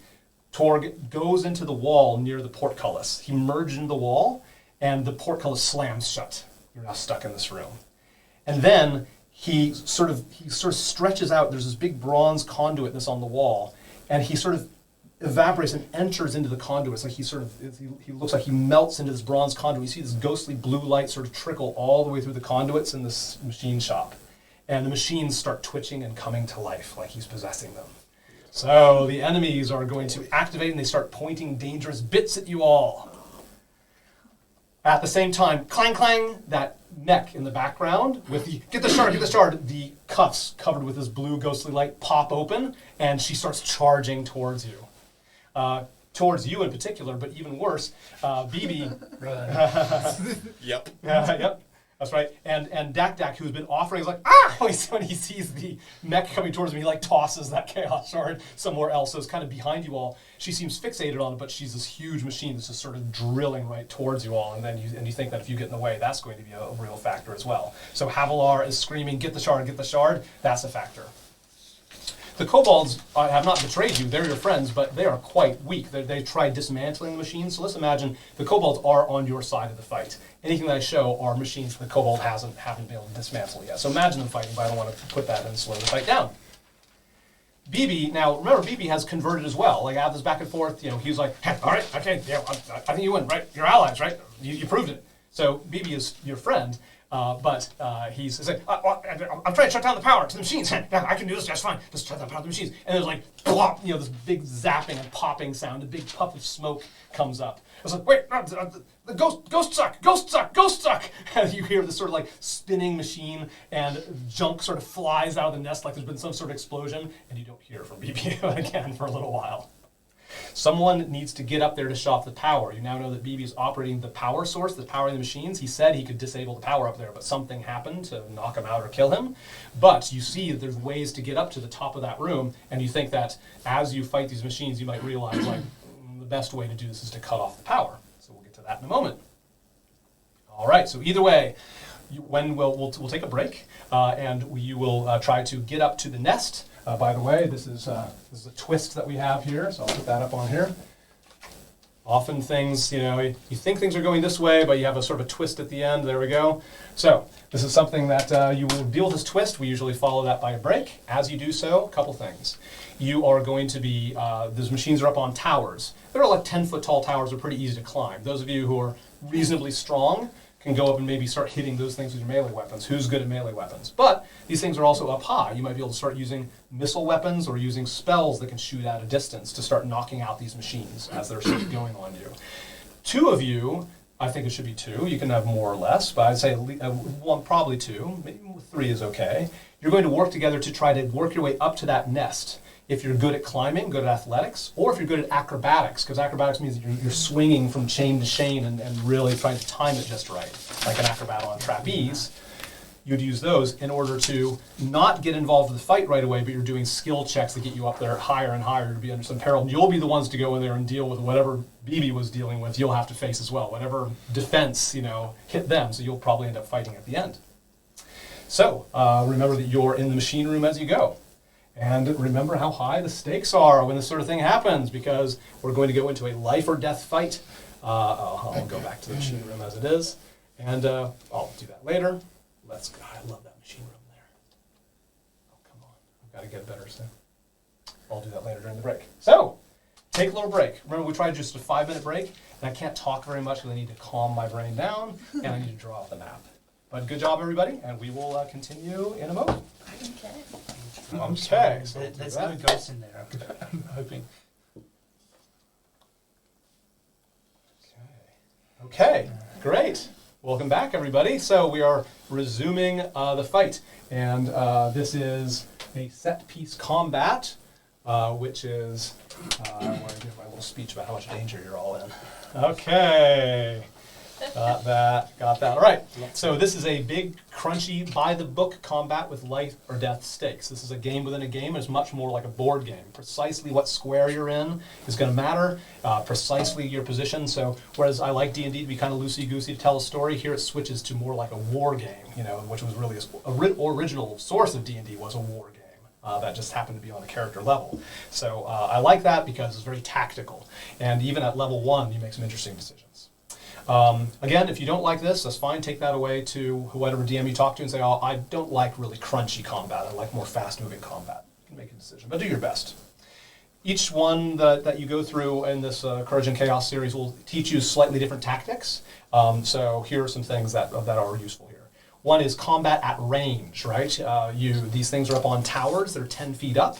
Now, if you fling at it, you kind of have to get past a lip. So if you fling something at it, they have a little bit of cover, as it's called. But if you're up on top of a tower, then you're at the same level of all these things. They won't have cover. You could fire at things far away. So if you get up high, you'll have free shots at all of these machines up here. They also have free shots at you, but you're not sure how much that matters with the cover. So you can do combat at range right away, wherever you are. But also, you can climb up there and fight. So if you're not a ranged character, you still can use your sword or whatever else. But I encourage everybody to, if you don't have one already, is to be on the shopping list, something that you can throw or fire, because you almost always have that. Of course, spellcasters often can do things at range as well. Just like last time, I'm encouraging you, I assume that you're doing your spell research on your own, and it's great if you know nothing about your spells besides the name. I'll try to explain it, but to keep the thing moving, let's just pretend that you're a magic user who's still getting the hang of your spells. So just kind of pick a name that seems to make sense. If you don't remember what it does, if you haven't looked it up, that's fine. We'll deal with that mayhem as it goes. Another thing I'm showing you is how to manage damage, and this one is these machines don't look like they can get up and walk around. So who is visible to the machines is important. And these towers, kind of block line of sight. If you're very squishy and afraid of getting hit, you want to be in a position where not many machines can sort of see you. You don't want to be out in the open. Whereas if you're more of a tank, you want to be visible. Remember, if everybody hides, the machines are going to shoot somebody. So, if you're hiding, you're definitely giving your damage to somebody else. These things are going to shoot somebody, so you can make sure it's you. So you also might be able to figure out a pattern of why they're doing that. Another thing that comes up is a side objective. As two people who decide to be climbers, they're going to move up a sort of an alternate track, and imagine it's kind of how high up the ground you're getting as you're either climbing, using your athletics, as I described there on your skill list, if you have a high number for athletics, or acrobatics, because you're swinging from chain to cable like a trapeze. You'll get higher and higher, and eventually get high enough that you can get to these beams up top and walk over to that nest. That nest is suspended too high. You have no choice but to do some climbing first. You're not fighting, but you're doing some skill checks, and then you'll fight at the end, probably, or do something with that, whatever happening there. Right. So what you're doing down on the ground is you're enabling, protecting the people working on that objective. Last thing to note is that, remember, you have limited powers. You spellcasters, you have those 2 spell slots. And this is the beginning of a day, and you can't count on God giving you the benefits of a long rest. Usually do a few fights because you're motivated. You have to do a few fights before you can take a long rest. So if you blow all of your best spells now, that's fine, but you might be up against the next battle, and there almost certainly will be one, usually that's how D&D works, without your powerful spells. So you want to balance that and sort of judge that. And don't worry about if you get it wrong, because it's just a good story. Okay, doing that, I'm going to now show the top-down map to the people watching the video. You can scoot this thing around, but if you notice, I don't notice if it doesn't seem centered on that screen, we'll scoot it back to the middle. So feel free to pull the map towards you. Might clear the food and some of the dice and the papers a little bit. It's because we can slide the map this way and that. So yeah, all that folder and that bag of dice, just maybe move that between you. Yeah, that's good. How's that? Yeah, that's fine. Yeah, it doesn't have to be centered. I just want to make sure it's not blatantly off screen. All right. So the yellow and brown tokens are the same. They're machines. They're machines that you'll quickly find can fire at range at you and produce sort of elemental effects on you in a weird way. So I will be controlling those, of course. Now is your chance to place tokens. You need to be, because you've been debating with the kobolds, you need to kind of be in the first 3 rows. So just put yourself anywhere. But of course, if you're naturally a squishy character, you might have been sort of edging, during this little scene from Tor, you might have been edging towards cover. So you can be more or less behind other people or try to get cover from other people, but you just commit to a square. Everybody can only be in exactly 1 square. So move yourself around. You have to just be in the first 3 rows and stay away from the 3 on the side. So let's say you're not this far. Yeah, I'm thinking that. More or less, you're in the central third of the room, or central half. Where you going on behind you? Can you put the green? And remember, you're doing this a few seconds, so you can't strategize too much. Just kind of do your best to do it. Am I going that way? that way? Yep. Yeah. Yep, that'll be okay. And you want Wizard behind the fighter, please. so number 6 behind me. Yeah, he's using me as a human shield. Yep. So cover is often using people as cover is often good. Okay, here we go. We're going to do initiative in a moment, so I'll open things up. And initiative is something that I'll simplify. So you don't know what order you're going to go in yet. Well, battle always starts with initiative, so let's do that. But these machines have kind of got the drop on you, so the machines are going to go first in this case. Not always is the case, but now I'm just saying the machines go first. Initiative. Usually you all roll your own dice, and your number, the higher your number, the higher you are in the battle order.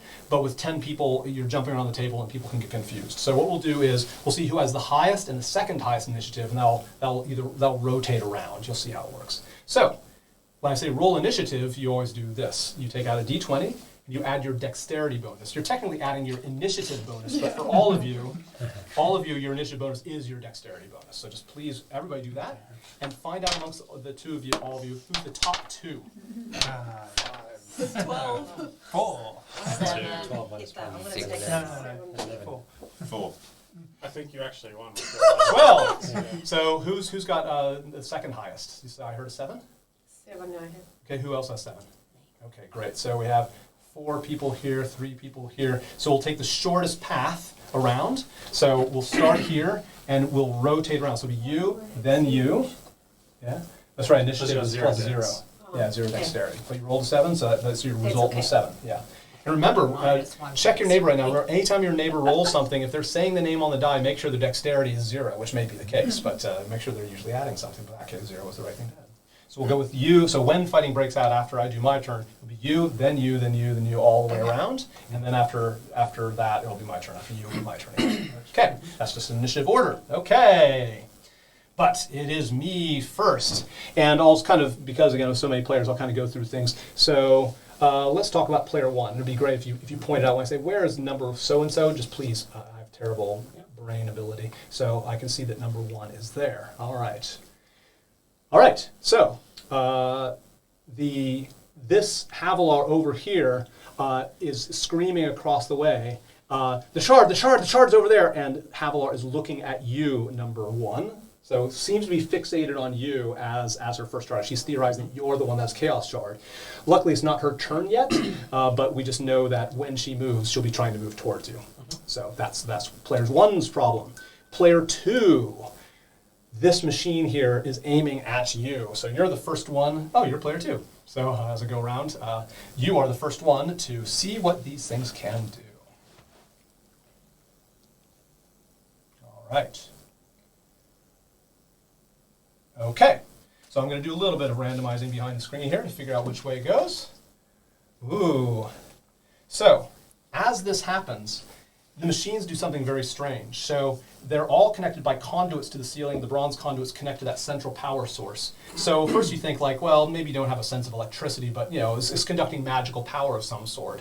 When it fires, it does something strange. A lot of little black rocks come out of it, like a tube. Black rocks. And they come flying at you. In midair, just before they reach you, they transform. They're not rocks anymore. They turn into, this case, blobs of acid. And in this case, it's a blob that sort of expands, and it hits 2 people next to you. So I'm going to randomly say it's going to aim not just at you, but these acid blobs seem to be designed to take out multiple people. So I'm just going to go, you. Number 8 is going to share in the fun here. Thank you. You are going to use your dexterity saving throw. So this is your first clue. This is not shooting at you like the kobolds were against your armor class. This is going to be saving throw based, at least for this particular attack. Because you're sort of dodging out of the way. It's like it kind of coats all over you. Your armor doesn't do any good. So number 2 and number 8, you're each going to roll your d20 and add your dexterity saving throw bonus. Remember when you do saving throws, it's confusing, I know. It's a little box here marked saving throws. It's not the big box. So when I say dexterity saving throws, don't just add your dexterity bonus. Look in the little box. It's often the same number, but certain classes will get a +2 because you're proficient at that particular saving throw. You're especially good at it. Okay. So look at your neighbor. Make sure your neighbor's looking at the dexterity saving throw. Just go and point yours out there, Mimosa, and have your neighbors check you before you make that. Make a dexterity saving throw. Okay. Each of you roll a d20, and you're trying to get, of course, as high as possible, if that were possibly in your power. So me and you. Yep, go for it. Acid. Do the math and just tell me the result. 7. 18. Okay. 18. Okay, so an 18 total. That's plus your dexterity saving throw bonus? 0. Good, that's very good, just making sure. You rolled an 8, but your dexterity is a -1 because you're big and strong but not very dexterous. Okay. So I have a number in mind. You'll figure out the number, but I'm not going to tell you what it is, but yours is high enough to evade it. You are not. So imagine you see it sort of forming and you sort of dive and roll out of the way with high dexterity. You just out of bad luck, you're just kind of looking the wrong direction, and by the time you realize, you try to move faster, and girl, that fast to begin with, and you get coated with acid. And as that happens, it does a little bit of damage, which I'll do much faster, I promise, because I haven't done this for a little while. What am I doing here? Oh, there we go. It is an 8-sided die. I'll start rolling things as much as I can because it's so easy. I don't have to do any math. It does 4 points of damage to you. So subtract 4 hit points on that acid. So these things hit pretty hard. That's fun. And that was the fate of number 2. Remember, it's because you're standing next to each other that things sort of got extra targets. So you might want to take that into account now that you've learned that. You learn things during battles. There's sort of like patterns and things that you kind of figure out to make the battle a little bit easier for yourself. And it's just trial and error. Player number 3, where are you on the board? Oh, I see you. I'm good at this today. Okay, yeah. Player number 3. This thing over here fires at you, but you have cover. You just happen to be in a line of sight where this thing is not able to do it. So it shoots a couple experimental things at you, but it has enough time to sort of pepper you with a few different things, and because you're not visible, it's going to pick a different target. And I'm just going to randomly pick that. On the odd side, it's going to be number 4. All right, so where are you, number 4? On the... This is me. Oh, this one over here. Okay. You also are behind cover, so I've got to do this again. It's sort of it's looking around. It's tried to look for you. Okay, number 7. Oh, shit. Okay, there's a line of sight there. So you see, they're destined to shoot someone. They have somebody they might be gunning for, but because those people are in cover, it might be smart to be in cover. So, number 7 is going to go for you. All right, you're awful. Oh, no, you're next to someone. Another series of black rocks comes out, and it forms into a blob of acid that, again, hits you and the only person next to you. Number 1, you're going to have to roll again, or you have to roll. So, number 7 and number 1, roll a dexterity saving throw, just as I'm before. number 7. Oh, God. I thought I was 7. 1, 2, 3, 4, 5, 6. Oh, thank God. You were saved. You were saved. So, Yep, so roll a d20. I rolled a 4. and 4. we add the Yes, the neighbors help you out. Yep, so you're going to add your dexterity saving throw bonus to help that point out there. So that's +3. So that's 18. total. Okay, 18. Yes. That is enough. You dive out of the way. You are unfortunately looking the wrong way, and you get hit with acid. The amount of damage is 4 points of damage to you. Is the acid a poison? No, it's not. So that's very smart of you Then because how much- dwarves how are much resistant to damage do I poison. take, sorry? 4, yeah. Acid and poison are 2 different things. Okay. Now, we're dealing with number 3, who fortunately was undercover. Number 4, this one is the one that's gunning for you, and you are in plain sight, so you are going to go for it. This, however, as it goes towards, it turns into this, like a fine powder. It transforms, these black rocks come at you, and just before it's this fine powder that kind of coats your face. You can't help but breathe it in, and your heart starts racing, like this has a drug-like effect on you. You have a very strong urge to smash your face into the machine next to you.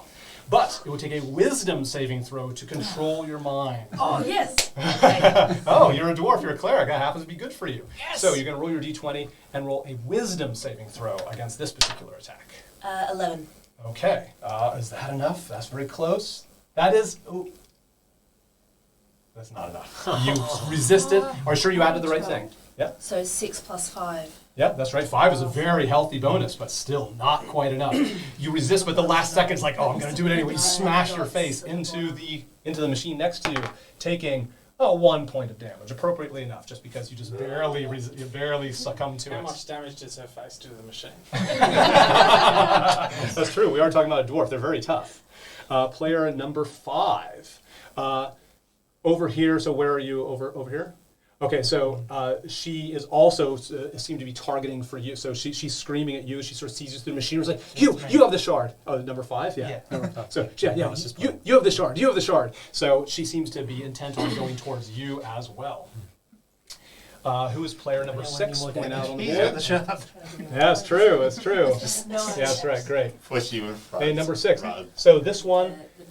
It's interesting, so this stuff goes through, normally you would have cover from people, but you're discovering that any kind of spell-like effect, and this is like a spell effect, it's not really blocked because this stuff kind of starts it sort of manifests, and as it goes through, it can kind of sort of vanish as it goes through people, like these rocks are flying towards, but they sort of turn a bit ethereal. They can maybe go through the machinery, but when it comes to people, they sort of swarm around the people and they aim for you. So despite you having cover, in the Kobold jail it worked. You had people between you and others, and that helped. Here it does not seem to help. Now we can do certain things where, usually I say, a tank can kind of step in for you. But again, I'm teaching you different kinds of combat. When you're dealing with spellcasters, tanks have less ability to sort of stand in for each other because, magic sort of targets one particular thing. So it's a different sort of battle. So as that one is going for you, you have got to decide. Now, because you're standing next to people, let's do some more acid. Who took acid damage before? Okay, I was rolling 8s. Because it's hitting 2 people, I'm going to re-roll your damage. So raise your hand if you got acid. I was supposed to be doing a d6. You took 1 point of damage from acid. Okay. Were you another acid one? I can't increase it. Only the same ones. 5 is worse than 4. So you'll keep that. Okay. You'll keep it 4. Thanks. All right. But because you are the target, it's going to take people next to you. You have 3 people next to you, and I'm just going to go ahead and determine on this. It'll be 1, 2, it'll be. Who am I going for? Number 6? Okay. No, sorry.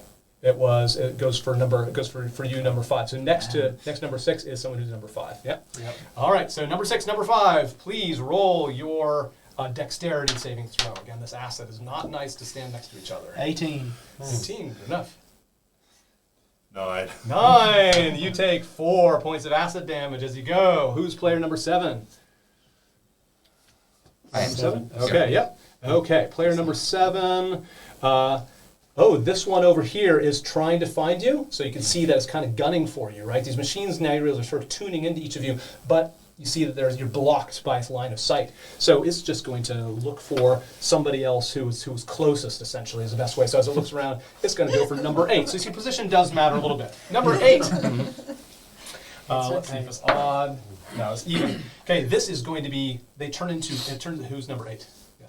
It turns into fire. So this is rocks going at you, and luckily it's not acid yet again, but fire blossoms out. Like these rocks turn into just little balls of flame. You still have to do a dexterity saving throw to get out of the way. No. Now this is targeted. It can do more damage. It's only going after you. So that's 3. Okay, 3 total. Not good. But only 1 point of damage. So luckily, just maybe your armor or something absorbed it. You just got lucky on that one. Okay, that was number 8, I believe. Yes, and we now are number 9. Where are you on the board? Okay, and yes, all right. Yeah, you're very far away, and this machine hasn't gone yet, so it's not able to find you. It's going to look around for who else is in sight. It looks like number 4 is in view. And number 4, oh, good. Well, you're a tank. That's very appropriate. So it aims at you. Let's see if it's odd. It's going to be the drugs again. It is the drugs again. This is your next chance. This is still a good stat. So another puff of powder goes. Unless you like it, you can willingly do this if this is your kind of thing. But I'm assuming you want to resist it. So this is the wisdom, isn't it? Yep, a wisdom saving throw again. You've done this before. Surely you can resist bashing your face into the machine now. No, it's having a worse effect. It's 8. Ah, now It's starting to get to me. yeah, now you're addicted. All right, that's great. 8 points of damage. Oh, you felt yourself hard. You're like, bam, bam, bam, and blood all over running down your face. That's terrible. Dang. Woo! 8 Okay, points of that was damage, fun. yeah. We could have a turn. Okay, so I have a number 10 here, which I think that's the balance. The balance is wrong. I put down 10. And of course, there's only 9 players, so you can read my videos to see how I sort of determine how strong to make a battle to make it a good story. But let's say also the kobolds are helping you out as well. So maybe these all have machines, but the kobolds are busy sort of taking damage, dismantling them. So imagine the heroics of that. I've done the machines. Now we're going to go back to that initiative that we talked about. Who was the first on the initiative? Yes. Me. It was you, Yeah. and we're going to go this way. So get ready. Yeah. Now that you understand the stakes, if you're a climber, who are the 2 climbers that are doing this? Who's going to be climbing up? Was climbing athletics or acrobatic? It Athletics. could be either one. So it just I've got a you're plus doing the same 5 thing. I've got +4. and Well, we need and a range plus people 3. down on the bottom. A plus I 5. have Yeah. plus 5 Remember, you won't be athletics. fighting, right? So You you two want would be good for athletics, I yeah, reckon. you want to And I've balance already who's taken fighting and damage, who's so not I fighting. don't need to. They hang around. Yeah. Yeah. I reckon you 2 for athletics. Yeah, I can because Yeah, I have plus plus 5. 5. Yeah. Okay, so on your turn, you'll be running and starting to climb. So it was you and who else? Okay, great. So keep that in mind. On your initiative, you'll start doing that climbing job. But we'll start off with you. So think about your tactics on what you're doing in the battlefield, and you want to be able to attack these machines. Go for it. We'll solve all the problems as we go. So do you mean like move? Like Yes. make So out- remember, on make your turn, moves. you can move and take an action. An action would be casting a spell, shooting a weapon, or using your hand weapon, right? So you can do something. You can move a little, do something, and keep on moving if you want to scurry behind cover, for example. But the number of squares you can go is very tightly controlled. Just like in the Kobold Jail, it is 6 for nearly everybody, but dwarves and halflings only can move 5 because you got stubby little Yes, we do. Bloody heightism. If you want to do nothing but move, then you can move twice as far if you just don't take any other action. Yeah. I'm going to go towards. Yeah, just go do it this yourself. So if you can reach over, yeah. So Yeah. just count out the squares as you go. one. So. It's usually good to keep your chip in one place, count it with your finger, and when Yeah. you're sure, then you move your chip at the end. So just count where you want to go. 2. Yeah. You can start climbing up. So if you want to get up to that thing, it's sort of 10 feet up. Climbing is a little slower. You'll just do Yeah. athletics, but you'll be able to get to the top of that tower. If you roll Yeah. athletics, pretty easy. Yeah, Do I'll you do want that. Do you want Yeah. to get up there? Yes, I do. Now you're going to roll athletics. As a skill like everything else is based on strength. So if you're trained, it'll be higher than usual. So plus strength, plus it. Yeah, so it does the math for you, right? So it's +4 because you've got 2 for strength, but you're also proficient in athletics. You've studied, you've been Yes. like track and field star. Yes. So you're especially good. That gives you 2 points more. So you Okay. just add 4 to it. That's fine. 9 plus 4 is good. This is a fairly easy climb. Higher numbers for harder, but this is not slippery or anything. This is you can get handholds. So pop, you're back up there. All right. So you've been able to move. Now you're in melee range. They say you can Yeah. use a hand weapon to attack this machine. What about Sacred Light? A sacred flame. Sorry, Sacred Flame. Yep, that's fine. Can Yep, I Sacred Flame. cast Mhm. Sacred Flame. Yeah, what you would do is on the you realize on the way up there you just need to see a piece of a target, just like in the intro. Yeah. You just see that's great. Sacred Flame works at range. You don't have to be up there, but you might as well be up there for other purposes because you can see everything. Oh, So fair enough. on your way up, you'll do Sacred Flame, and Yes. it's got to do a dexterity saving throw. Basically, it twitches and tries to shield itself out of the way, and I will roll fair and square for that. You have a spell DC. And that is Yep. on the very back. Again, you want to get rid of the sheet because we always have Yeah, I these know. confusions. So 13 is the magic number Yeah. that we go to. So we'll just remember that as we go. I've got to try to roll a 13. I'll tend to roll this myself. If you do a big powerful spell, I'll roll it in front of you, but otherwise just to speed things up. I Yeah. swear that I'm doing it fairly, just my computer does it for me. Well, I rolled a 1. So it takes full damage from Sacred Flame. How much damage does Sacred Flame do? I've got it here, but if you know, you can consult it. So, your Sacred Flame, describe it first of all. Like, what does it look like when your god is really pissed off at something? It's like this, really white Ah, light. okay. And it's like kind of really narrow, so really precise. Okay, it comes from above? Comes from above. All right, so shooting down. Remember, you're mostly outside, so it might literally be coming from the sky, but it could go through the ground anyway. All right. Yeah. So that's a creature you see in range. it'll take 1d8 damage. So from the zip bag, you can keep it on the table. You don't have to remove it from the table entirely. Just be down at that end. So somebody find if you have an 8-sided die. Oh, great. Never mind. Keep it there. You're going to roll an 8-sided die, and that's how much damage is being done to this thing. 7. Okay, 7 points of damage. Good news, that takes all that damage. The bad news is that it is merely wounded by that. It's largely dismantled, but it is not down yet. So this is a quick way that I'll do it. So I flip it over when it's been badly damaged. You're pretty sure that it's easily able to go down, but not quite enough. You know, maybe a really big hit could do it, but not quite. Okay, good job. We're now rotating to you. Your movement is bound anyway. Yeah. Can I use bless? Yes, this is a great thing to do at the beginning of battle. You pick a certain number of people that Bless describes, and they Is will there have a permanent. radius that it hits, or do I just pick people? At No, look it up. I think they're within 30 feet of you, but start thinking of people that you love the most. Range 30 feet, so 6 squares. You have to be able to count 6 to get to them. But you can go through walls, through towers. It just has to be 6. I love you. You don't even have to see them. 3 creatures of your choice within range. And what this does, it makes your saving throw stronger. It's a very good spell in this case. Very smart. Yeah. Look, I might just go 7, 3, and 4. Yeah, where are you standing? I'm number 1. Good, yes, they're all within range. Okay, so number 7, 3, and 4. Get out a 4-sided die to remind you. So it's a little 4-sided pyramid in there. And now I got a movement. Yep, it'll look like this. Oh, okay. Yep. We'll use this. Yep, so just have it in front of you. Yep. Every time you roll a saving throw, roll that die as well and add it on. So it gives you a boost to your saving throws. Very good. Do I get a movement as well? Yes, you do. Yeah, Mhm. Okay. Remember, you have something called concentration. Well, one before it might forget it, but every time you take damage, you might lose your concentration and your bless will stop. So this would be. Don't worry about that later. How long does bless last? Is The single whole turn? the whole fight. It'll last for the rest of the fight until you lose your concentration. Sorry, so I'm 3, so I get a dice? Yes. Okay. So help them find a little 4-sided die. It's a little 4-sided pyramid. So when you make an attack roll or a saving throw, you get to roll that. So you get to roll in 2 cases. Well, I might use my move and move there. Okay. Righto. Oh, actually, no, sorry. I'll move there, so that's 2 Okay. spaces. Yep. You could keep going to climb that thing if you wanted to, but that's Well, you're if choosing. my how Yeah, exactly. You don't want much to lose your is concentration. concentration? Exactly. So you might want to be a little is there a averse to damage. concentration thing?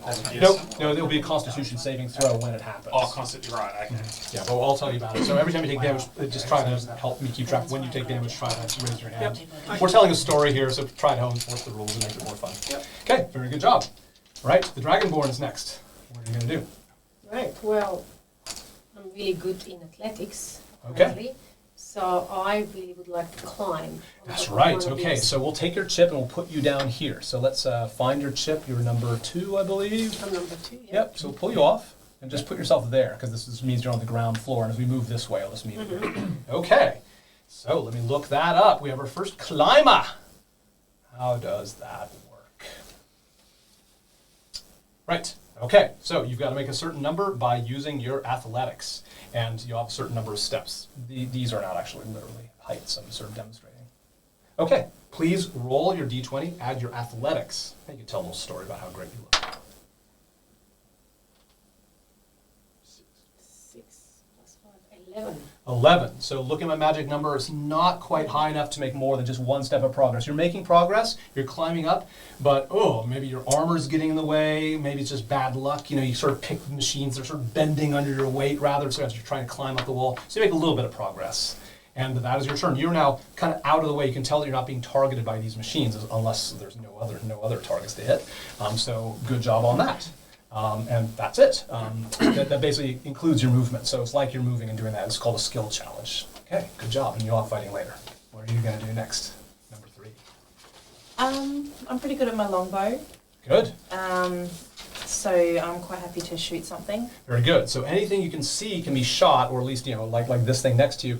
Because there's a lip, you have a regular bow. Unlike Sacred Flame, it has a chance of sort of hitting the lip. So it will effectively have a +2 to its armor unless you're up high. If you climb up to a tower, then that'll be out of effect. So you can shoot, and it's only a slight penalty. But if you really want to have the best chance of hitting it, you want to get to a tower before you start shooting. Okay. So if I do that, can I get to a tower then? You can, yep. Okay. You can, this tower, you can make 1, 2, 3. You can make it to either that tower with the brown 3 or this one. I was thinking this one because it's a bit further away, so Good. I can start Yep. from the outside. Okay. So you go up there, Just put yourself on any square. Yeah, just don't Okay. worry about it. But all you have to do is roll an athletics check. So roll a d20 plus your athletics score. Again, it's a pretty easy climb. But if you want to get up to a tower, you want to make sure that you've got a bit of muscle. So 12 plus 2. Okay, 14. plenty. So put yourself up on that platform. Somebody does it for you. Okay, and now you have time to shoot, and you can shoot any target you like. You can't shoot the one next to you without taking a disadvantage. It has to be a little bit distant from you. This is the way bows work. Okay. So- So should I shoot this one? Sure, whatever you like. Yeah, you can hit any target. Just advise you don't hit that brown 3. Okay. Okay. Yeah, and you might be picking your target based on, what's the worst possible position. All these things will get strategic. Please roll your d20 with a bow bonus. So 2. Okay. Plus my longbow is plus 7. Yep. Ooh, that's a really big bonus, but I don't think it is enough against its armor class. These things are not very well shielded. What's your total? Your total is what? 9. 9. Not quite enough. You think you're pretty close. So now you know these things are not that hard to hit, but just huffing and puffing, getting up there, you're unslinging your bow. You got covered maybe with some grease, from all this stuff. And so just as you pull back, your fingers slip off the string of the bow a little bit prematurely, and it just goes right by this thing. Nicks off of a little bit of its armor that you weren't hoping not to hit. So unfortunately not, but you'll be able to try again next time. And now it's your turn. I have to admit, I got distracted with the whole getting the dice thing, so I actually missed. What is the effect of bless? Yeah, I don't know what that is either. So when you attack, Oh, sorry. so just you pull like your fingers are just starting to slip, but then you hear the voice of God talking to you. Roll that d4 and you add this to your roll. But that's enough, just enough. Like your fingers are slipping, but you just feel like this divine presence. So you just hold on a little bit longer until you line up, and when you let it go, it actually goes through the chinks in the armor, and you hit the machine. So good job. So Bless made the is it difference. less attack, or is it Both. just add it to anything? Any attack and any saving throw. Okay. Yeah, not skill checks, but still, there's other things that help skill It checks. can It's very help. handy. Oh, Yeah, okay. it helps. So I've got this for the rest So of the every battle. time, for the rest of the battle, unless he loses concentration, you can use it over and over again. I didn't Yeah, know it's that. very nice. So you're sort of the chosen ones of the deity. So you do hit it, which means you get to roll the damage on your longbow. So that right next to the longbow, you see a number there for damage. So 1d8 plus 3. There you go. Oh, that's a d20. So Oh. the d8, you can get one. Somebody can help you find go it. on. 8 sides, it's like 2 square pyramids butt to butt. There you go. Yep, alright. 7, so 10.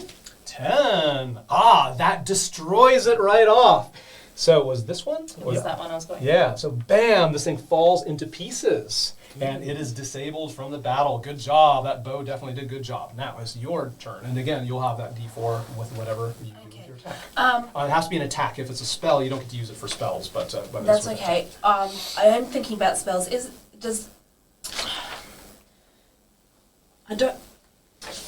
I want to heal myself because I'm only on 2 hit points, but I don't actually Oh, know sure. Yep. how. Yes. It looks like I've always got prepared. Yes, cure wounds. Mhm. That's Will very that powerful. Yes, it will. work? You can touch yourself. You're allowed to touch yourself.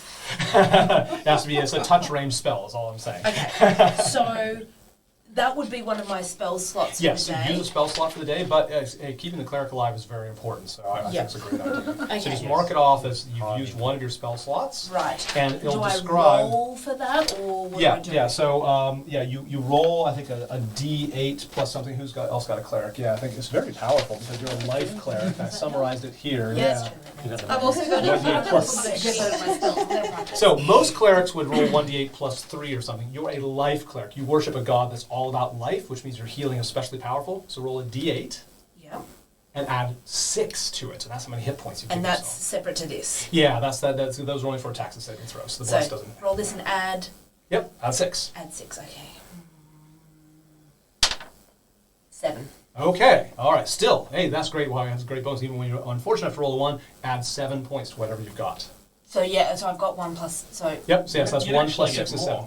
Disciple of life. When you're so hit It's already accounted for, yeah. So that's Oh, what okay, I've done. sorry. Yeah. So I did the math for them there. Oh, gotcha. You'll see it's like I think double your proficient, you double the stat or something. 6 is a very high bonus. Okay. But thank you for pointing that out. I might have forgotten it, but in this case, yeah, the math had already counted that. so hang on. So I rolled 1 plus 6 is 7 in Is 7. total. 7 total. So that's 7 hit points that you get. Thank you. Yeah. So you add 7. I know there's a little bit of math here, but 9. it all Okay. works out. If Now, you've used overheal, is that what temporary hit points? good to No, be no, back. you hit your max, to you a- don't go over your max. Number of points are different. We won't use those for a little while. Okay, different spells do those. You can move still. I was going to say, that's my action. Yes. So I can still move. Yes. I've only got little legs. Where can I go? You don't mean to hurry people, but it is combat, so even if Yep. you move impulsively, it's best to move fast in combat. Alright, I'm just going to move myself. Yep, here, you can scoot this over, we'll scoot it back. Just feel free to grab the map and move it around. 4, 5. I'm just going to move myself there. Okay, great. I should get I've one just back wasn't a scratcher target and of stuff like to do that. 40 others. Sure, that's right, exactly. This is part of your strategy. Okay, you moved. You are next. What are you going to do? Firstly, I just want to say, I'm sorry, man. What? I'm going to move for myself. Okay. I'll just move this over here first. Yep, please. I'm going to move over here to climb the tower. Okay, yep. What do I need to... That's an athletics check, so yeah, roll d20. Athletics. And add I've your got athletics plus bonus. 14 plus 5, No 19. problem, you get up there, no problem at all. Yep. And now with my great... Now you're on there, good job. Now with my great axe, Yeah. I'm going to attack it. Yeah, hit it with your axe. So that's just a regular attack, and your face is perfect. Okay. d20 plus your usual. D20 plus my usual. I can never remember what Yep, my it's right there in the usual middle. Yep, you're pointing in the general area, next to the great axe. is. Yep, plus 5. Yeah, Plus again, 5 check your attack? neighbor. Yep, help your neighbor, check your neighbor. I think you got it. Yep. That should be. If you're ever wondering where these numbers Oh, come so from, it- I'll explain them maybe before. So I it have them. automatically Fine. goes through then. No, you roll a d20 and add the 5 to it. Oh, that's good. It's an 8. Ooh, you rolled low enough that even with a 5, oh, so something very unlucky happens with that. I think, again, maybe not seeing what happened to your Patriot, you climb up and your axe is very greasy, and as you go around, it sort of spins around, so you hit the machine with the flat of your axe instead of the blade, got twisted around, and kang, sort of makes your arms vibrate, and it's not enough to get his armor. So, no, not good luck. You're next. I want to just run up behind this tower here. Mm-hmm. And I want to try and do Ray of Frost, which slows foes. Uh-huh. And I want to go for that one. Yes, I don't know why because you they're did that. coming eventually. Very good. Yeah, so what you'll do is you kind of step over here, do your Ray of Frost, and then you intend to be covered. Yeah. Very good. Very, very nice mage move. Fire and dodge, right? So a Ray of Frost is very long. It comes out of your hand like a flashlight, and it's a spell attack. So you have the spell attack bonus, which is on the very back sheet. This is based on your intelligence and various things. And it's going to be against the armor of this thing. So how heavily are this thing's covered with armor? So it looks a little bit harder to hit than the other machines. But 5. Yep, that's right. So roll a d20 and add 5. You'll be doing that a lot. What is it? 4. A 4. Okay. So this is your Plus 5. plus 9. Yeah, still not enough, right? So not enough. It's just your magical power. It's a little bit hard to control. So you kind of want to hit between the armor, but it's kind of skittering this way and that, and it's kind of pushing you back a little bit. Okay. Yeah, you're new to this, but it would have been a good idea. But you've dodged behind that. You're next. Okay, I think I've got a good line of sight for this one, which I reckon just shoot with my bow. Very good. Okay. Yes. So you are where? Number 7, I believe? Number 7. Yes, that's a good shot. So, on the ground floor, it has a +2 to its armor class. You have to do a little bit better than normal because you're not up high. Because your other bow friend here got onto a tower first. It's fine, but you would have time to climb up to the tower if you're athletic enough and shoot that. But you also be more of a target. You're visible to everything. So, it might not be a great idea. No, I'll do that. I'm pretty Okay, athletic. great. So I'll try and climb first. Very good. You got it. So I add I think you my... got blessed as well. I did get blessed as well. Yeah, so it wouldn't apply to skill checks on this Okay, one. Yeah, so it add needs to be attack dexterity, versus- right? Yes. Okay. No, it's acrobat or athletics, yeah. Oh, okay. So, Plus 6 plus 3, What's that's the same as 9. 6 plus 3 is a 9. Ooh, it didn't work out quite as much. You try to get up there, but like it takes some technique, and you sort of slip back down. You can still fire, however. It just means you didn't go up there. So now you have no choice but to take that step back and fire that thing anyway. Is that one it? Yeah. Can I just move here? Yep, yeah, you can move there instead. Okay. That didn't work. You're gonna shoot at this. It just has a slightly better armor class, but you can do it. Okay. Roll your d20 and add that big bow bonus to it. I think So that's you plus still 7. got this? Yeah. Yeah, so AC is too high or the normal. That's 5 plus 7, 12. Yes. 12. That is enough. Wow. Okay. Even with a 5, even with cover, that's how good a shot you are, right? So you shake off the fact that you kind of embarrassed yourself perhaps by not being able to climb up that thing, and you twang off that bow. It does very well, and you hit it. Roll your damage to see if you can just wound it or So knock that's it a out entirely. D8? Yeah. Plus a 4. Oh. Thank you. And I add 3 to it, yeah? Yeah. So 8 plus 3. Ooh, my goodness. 11. 11. That destroys it. Good job. This thing gets hit and falls apart, is disabled. You see, by the way, these things are disabled. You see that the machine parts are still kind of twitching, like the power is still kind of surging through them. So but they're definitely off the board for now. But that's very encouraging. Less things that can hurt you. Good job. So I tried to You're a climb, climber? I fall off, Okay, and then so following your Dragonborn companion, take yourself and move yourself down on the ground floor. So you're starting your climb. Are you using acrobatics to swing or athletics? Athletics. Okay, yes. So you're strong. You two in a bit of a competition, maybe. You know, so you came up and bent some bars. Let's see if you can Work do as a better. team. That's right, exactly. Yeah, you'll definitely be joining as a team once you get to the nest. But in the meantime, that's good. And being close to each other has some advantages. Go for it. Okay. Oh, same kind of problem. Ah, you big heavy people with this armor. Yes. So 4 plus your athletics is Yes. probably, yeah. Just give me your total anyway. It's a 9. Yeah, we run. No, 9 is not enough. So you come outside and you're sort of sharing with them like, this is harder than it Quite looks. You achievers. know, Quite like, achievers. We can at least cry together. And you give each other some tips. You know, it's like, oh yeah, those things are much more fragile. You know, you've got big heavy armor. You are heavy armor. Okay, and that is the end of the initiative. You'll be first next time, but now it's my turn. All right. So I have a couple turns to do. First of all, this thing finally gets to move. I think I've got that. Yeah. So this thing is looking for. I think we had target number 1 and 5. Where are 1 and 5 here? You're targeting me before, Yeah. but I'm up on top of the. You're on the Yeah, table. yeah, it's one- on- one- Don't five. give So them one's ideas. over here. Yeah, number 1, number 5 over Yeah. here. Well, you know, she's intent. So Havilar, as you know her name is, starts running. This mech is pretty fast. Those of you talking about kiting the mech, I'm not sure that's going to work because she goes just as fast as you do. And because she might not be able to attack, she can move extra far. 1, 2, 3, 4, 5, 6. 1, 2, 3, 4, 5, 6 is able to start getting there. And she starts climbing up. So she's part way up if she has a good athletics roll. I'm visualizing Terminator. Exactly. Yeah, very much T2 sort of thing. So get the shard. She seems to be convinced that you have the chaos shard, and she's heading towards you. But you're far enough away that she is not a threat yet. You will be soon. Sparta hell. Guess who's going for a run? And then last thing is whatever's happening in the nest. Yeah, you just see more like little explosions of smoke.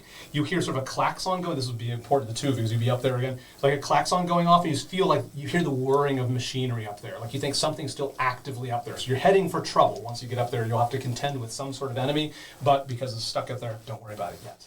Okay. Next in the initiative order, which I'm controlling everything besides you, is these machines. But now you see that some of them have been cleared off, and that's good. That's the good news, is the ones that are off the board will not fire at you. The bad news is that they are starting to reassemble. Let me read this thing here. Yep. Okay. So,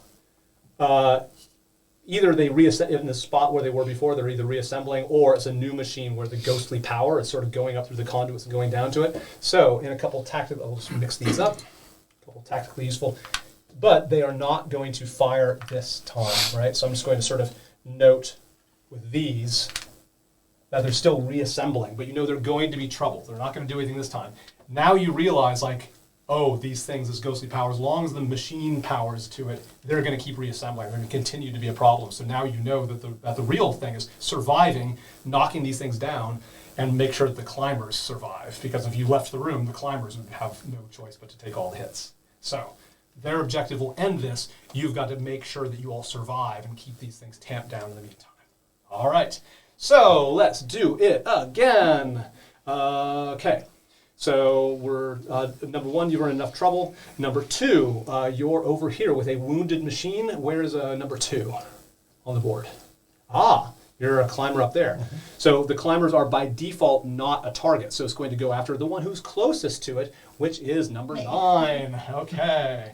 So it blasts you with something, and if it's odd, it's drugs. Yes, it's drugs. Oh, you're a cleric. Lucky you. Yeah. So you are going to do a wisdom save. Just paff, like you're just coated with this powder that it spits at you. Again, little black rocks that instantly turn to And powder. 10 feet high. Yeah, exactly. Take a wisdom saving throw. Help your neighbor there, but your wisdom saving throw will be the word wisdom right over there. D20? With a d20. Spit it. Yep. Ooh, that is. Hold on, 23. Ooh, nice. Oh, yeah, not a problem. Yeah, you get a slight urge to bang your head against the machine, which you easily resist. You've built up a tolerance. Good job. Take it and channel adrenaline. Player number 3, I see over there, and this machine over there, you could tell that it's sort of starting to aim towards you, number 3, but it's not together yet. So it's temporarily disabled, so you're safe. Player number 4, where are you on the board? Just point out there. Okay, got it. Yep.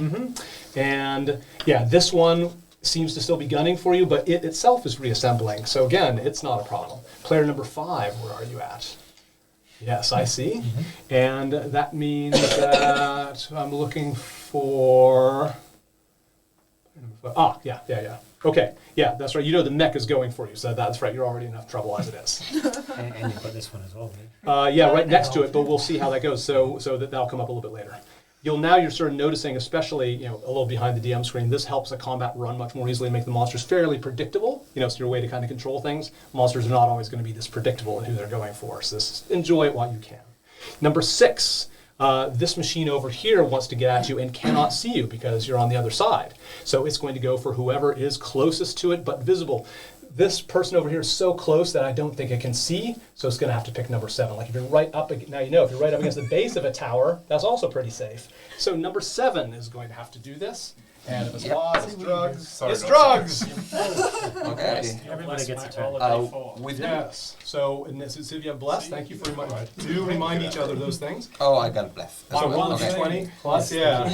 Point out the saving throw for your friends there. So that's 3 total. Okay, let's see with everything else. With bless. Oh, Ooh. it's +4.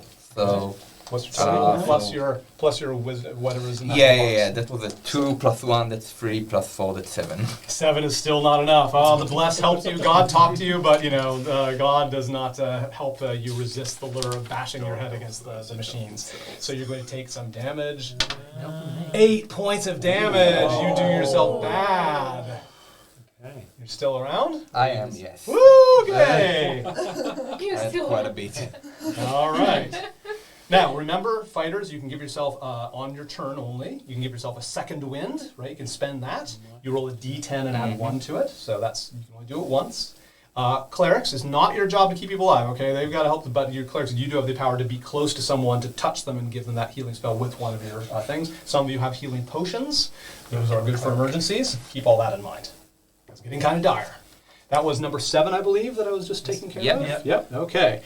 So number 8 is all the way over here. Yeah, you're a climber, so this thing was sort of scanning around for you but can't seem to point up that high, so it's going to go after whoever's closest, which is number 3.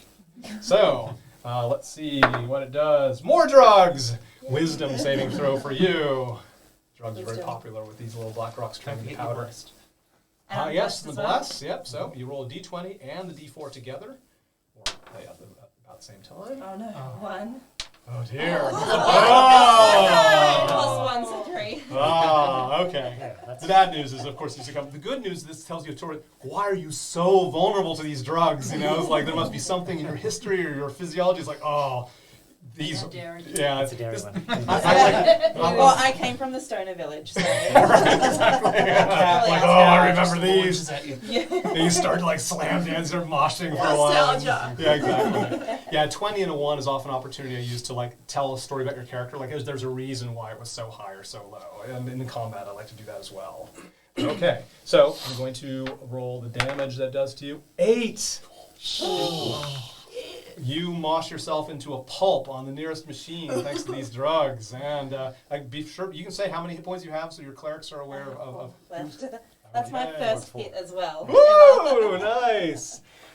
That's good. So yeah. Number Oh, 9. so lucky. Where's player number 9? Okay, there you are. And then there's this machine over here but you're up high, which is good for the fact that you're helping your friends, but bad in that it now can see you. So you are going to take a little something.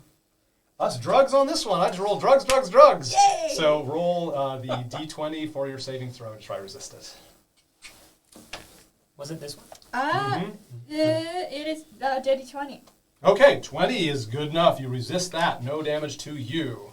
I have gone through all the players. Everybody's gotten a little bit of fun. Okay, now we go back to initiative, which is you, and then we'll go in the same direction. So get ready. And we'll move a little bit faster here, but we're doing all right for time, and hopefully you're enjoying it. I know it's slow. It's a lot of players. Usually D&D has 5 players that really know the rules, so I'd rather go slow than leave people behind. Go ahead. Hit it with my warhammer. Yes, that's the spirit. Go for it. Okay, cool. D20? Is that Yeah, and right? I'll talk less. If you need help, ask me or your neighbor, but I'll assume that maybe you know. So basically. 24. Ooh, yes. When you roll a 20 or yell nat 20, because that has more than a story effect, you get to roll Yay. extra damage. So, I Warhammer. do. First of all, where's your Warhammer damage? It is- Plus Yep. 4. Yeah, so, yep, the D8. So, all dice you roll twice when it's a critical hit. So, instead of 1 D8 plus 2, you roll 2 D8s plus 2. Ooh! And you can roll both at the same time, so people love to have special dice just for this occasion. 5 and 7. So that is 12. Very good. Bam! This thing flies into pieces. And it is, Oh, that one. I'm sorry, this one flies into pieces and it is I off the wouldn't board. like that. Doing that You would like that, wouldn't you? One less problem. Very good. You were next. You can move afterwards. You can climb down, but you can stay up there if you like. Yeah. I That's the least of will- your problems at the moment. I'm going to run over here, heal number 7, and then scurry back if I Good do job. That's clerical. That's a clerical action. Good on So you. we have to count that square by square. You just have to be next to them in order to touch them. Oh, okay. Sorry, how many? And we've got movement? 5 squares to spend. Oh, that's fine. That's plenty. So 1, 2. That's Good. Yep. That's close Diagonal's enough. fine. Yep. I'll whack you, and then I'm going to go 3, 4. Very good. Let's, and then back you go. Yeah, that's So nice. who is number 7? am. Yep. All right. So you get to roll because it's your power. What am I And same as we got before. So it was a D8 plus 6, as I recall. Yes. Yeah. And you can have your own D8. There's plenty of D8s in there, so feel free to fish There's another a one out 6 there. somewhere. No, just 6 points. So Oh, you six- you add oh, 6 to sorry, whatever you roll. Okay. What's that? 13. 13, and you can't go past your maximum, so you must be at full health now. Or you must be at full health now. Full health. Yeah. Full health. Yeah, so when you're adding, you just can't go over your So you can maximum. save your second That one. would be enough. Yeah. Very good. Okay, good job, cleric. So I can only cast 2 spells a day. You just need that now. That's right. So you just, You just mark, need a just healing cross out spell. that 2 and say you have 1. Well, I have a yeah, or potion. you marked, Yeah. you hashed it. I mean, So yeah, you I don't could know, use like that. if you want to save your spells, but What's Yes, potion? this is it. So what a healing you potion. spell casters, you know, it's fun. No, I if someone was in stole, trouble, so definitely agree. stealthy. Ah. Before we got into And you got plenty of the other games, I spells stole to one. cast that aren't your level 1 spells, so it's I not the end of did. the world. Goblin. We have a climber. I think you've gone, you've moved. Yep. All right, climber. Okay. All right. So This yeah, one- so this it's one's still athletics spread here, as well, so- and So you- now I'm gonna you try know. and hit that Do one, you I want to? Yeah. On your you turns, I want to give you a little and something to take do. out now. this one. What else do you have? And then Do you have something No, that but- you I that you have might a use sword about as your well. character It's or not the that landscape great. that makes you It's only plus give you four, an so extra it's point? Is seven. there any way you can get an extra point on and this you'll have this score? one as a threat. Oh, the so- landscape. Yeah. Yeah, So something that's that I've another mentioned. Yeah, this You will can't make it activate, up. so It has to be something you'll I've have this mentioned or as a something's threat on as your well, sheet. so- Is I there took anything that one out special that last you think time, will help? so But it's Or some of your reforming. background, Yeah. something, Yes. you know. And this one's close. You don't understand. And just if you can think of it right away. So anything that Right comes to away, mind. well, I'm also very good in healing. That's true. Unfortunately, And you could heal each yeah. other instead of so move. I do have actually a few people here that, I could help. Oh, yeah, okay. Healing. What you could do is you could actually hop down somebody else and say, like, oh, I think I'm better as a healer, and you could basically just join the fight. So you don't have to stay as a climber. It'd probably be good for somebody to replace. Otherwise, one person will be fighting this thing all alone. But it's still possible. I need help. Oh, okay. I'll stick to you then. But you're still low to the ground. So yeah, I think the thing with that is your choice. Yeah, I'll It's stick D&D. to him. Okay, all right. So, if you're going to keep climbing, is there anything that would give you a little boost for play? Each of you can think of something that's on your character sheet, in your background, something about the environment I've mentioned that you convinced me you should get into +1 on this roll. Has to be just off the top of your head. If you I remember about your understand character sheet. really nature, so I understand trees, and plants, and I know a certain wine that it's really strong that I can, swing from. Like, Oh yes, that's right. help me with my climbing. I can believe that, but I believe that being a nature lady, a nature soldier, you've done a lot of climbing and struggling through vines. I'll give you a plus. A little story, so I'll give you a +1. This is amazing wine, honestly. Yeah. A lot of good vine swinging. Please roll that. Add your athletics bonus plus this. We still got to get high enough to make good progress. Oh. Ooh, boy. Despite all that, still not quite enough. So athletics is the bonus. Athletics plus, so it's 7. 7, which is not high enough to make more than 1 step of progress. Okay, so yep, your climbers are having a bit of a struggle, but that's okay. It's a good story anyway. Go for it. I was going to use my sword to take it. Well, try and take it. Okay, yeah, pulling out Before your it gets me sword. again. All right, yes. You know now who's targeting whom, so it's Not definitely my your interest. strongest, but Yeah, sure, that's great. Right. But you can still add your bless to it. Yes, I've got a Yes, bless. you can. Exactly. Good. Thank you for reminding each other. It's a very important part of D&D. 3 plus 17, so 20. Woo! Nice. Plus 4, 24. Oh, you are able to hit it very easily. You dig in with your sword and crank it around to scatter the pieces. Do your damage, please. So a 6. Mm-hmm. That's what it says. Yeah, it looks like you have a short sword there. I have a D6. You get to add something to it. So 1 plus 2, so 3. Okay, 3 points of damage. Damages it, but doesn't take it out. But you think, another hit would probably do it. Next is you. So these wine machines that are reforming, Yeah. are they constantly going to reform every time we take them down? Yes, so this is why the main thing is the reason you're taking them out is just to stop them from hurting all of you and hurting the climbers while they do their thing. Okay, and the climbers are aiming for the nest. Yeah. Yes, that's right. Right? Yes. Okay. Can they be attacked when they're reforming? Yes. No. Assume they're. You could knock out a piece. No, I don't think so. Yeah, no, I think there's nothing to attack. You think they're Not yet. training? Okay, so in that case, Ethereal. I'm Well, going no. I'll be flexible. That's fine. Yeah, exactly. You can take them out before they reform. Sure. Yeah, they've got their armor. That's right. I'm going to still move myself with my little legs. 1, 2, 3 here, and I'm going to try climb up. I'm taking these off because, of course, I used their turn to reform. So I'm going to try climb up because I can use my athletics. Very good. How many squares did you move to get there? You have to have 3. a few in reserve. Okay, yes, that's plenty to get up there if you roll athletics. Go for it. Okay. 10 plus 4, 14. Plus your bless will also... plus No, sorry, that's a skill check. That's 14 is plenty. Go and move yourself up there. Yeah, bless only applies to saving throws and attacks. So is that climbing my action? No, that's just part of your movement. Okay, so you now can I take want to an action. take my warhammer Yes, you do. to it and see if I can take out that machinery. Thump, let's go for it. So how do I do that? Is that when I roll this to see if D20 plus does that your... go with this? Yes, now your bless will kick in. Okay. I don't even know See a what single... number Oh, that that's... is. No, I thought that was 1. Yep, it's the number that's right way up. So There isn't one. yeah, no, so it's the 2. So you see as he's spinning around, the 2 is the right way up. Yeah. I thought it was at the top there. Okay. Yeah, so, yeah. The less confusing ones So are that 2 way. plus 7. Just 2 plus 7? 9? 2 plus 7 plus your Warhammer bonus. No, that one. No, not yet. Hang on. 2 plus 7 plus 4. It's 11. Thank you. Yep, sure. Yeah, if you 13. don't mind people doing math for you, it's fine. No, it's Did okay. you want to do the math Because yourself? started being too many That's noises fine. at once, I No, couldn't no. work out what was Don't worry going on. about it. It happens to everybody. 11 is your total, and 13, that is 13. 13 is definitely good enough, and that takes that does damage. Now roll your damage. So next to your Warhammer, there's something for damage. Okay. And what does it say? 1d8 plus 2 bludgeoning. Great. Yes. Would that include this? No, that's Okay. only to hit. So 5 plus 2, 7. 7. Very good. You damage it very badly. Wham, wham, wham. It is wounded, and more damage will probably take it out. So now you're seeing that very big hits can destroy it. Anything less than a really big hit does knock it down and make it very vulnerable to another hit. And that might help you decide your targets as well. Yeah. Okay. Very good. Next. I'm just looking at the predicament I'm in right now. May need some support. Oh, definitely need support.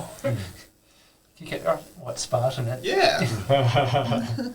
Actually, that wouldn't be a bad idea. So I'll go around the turret. Okay. Oh, yeah. You can see. Yeah. That's fine. It's probably easier for you. Yeah. It'll be easier when we have some small. And so the mech's at the top of the tower? Yes, yeah, I'd say you can reach the mech. Yeah, the mech is starting to climb, but is It has cover, so like if it were to hit you, or you to hit it, you've got some machinery in the way, so it's got a +2 to its AC. It's sort of like when you're fighting something around a corner. I'll swing. You could still hop right down and be right next to it, and then you wouldn't have cover. You could go and do that. No. Okay. I'm hoping for that cover, but I'm going to swing my great axe down. Okay, so kang with that. So it's got a little plus to its AC. Roll your axe attack. Okay, 12. 12 total. Yes. No, not enough.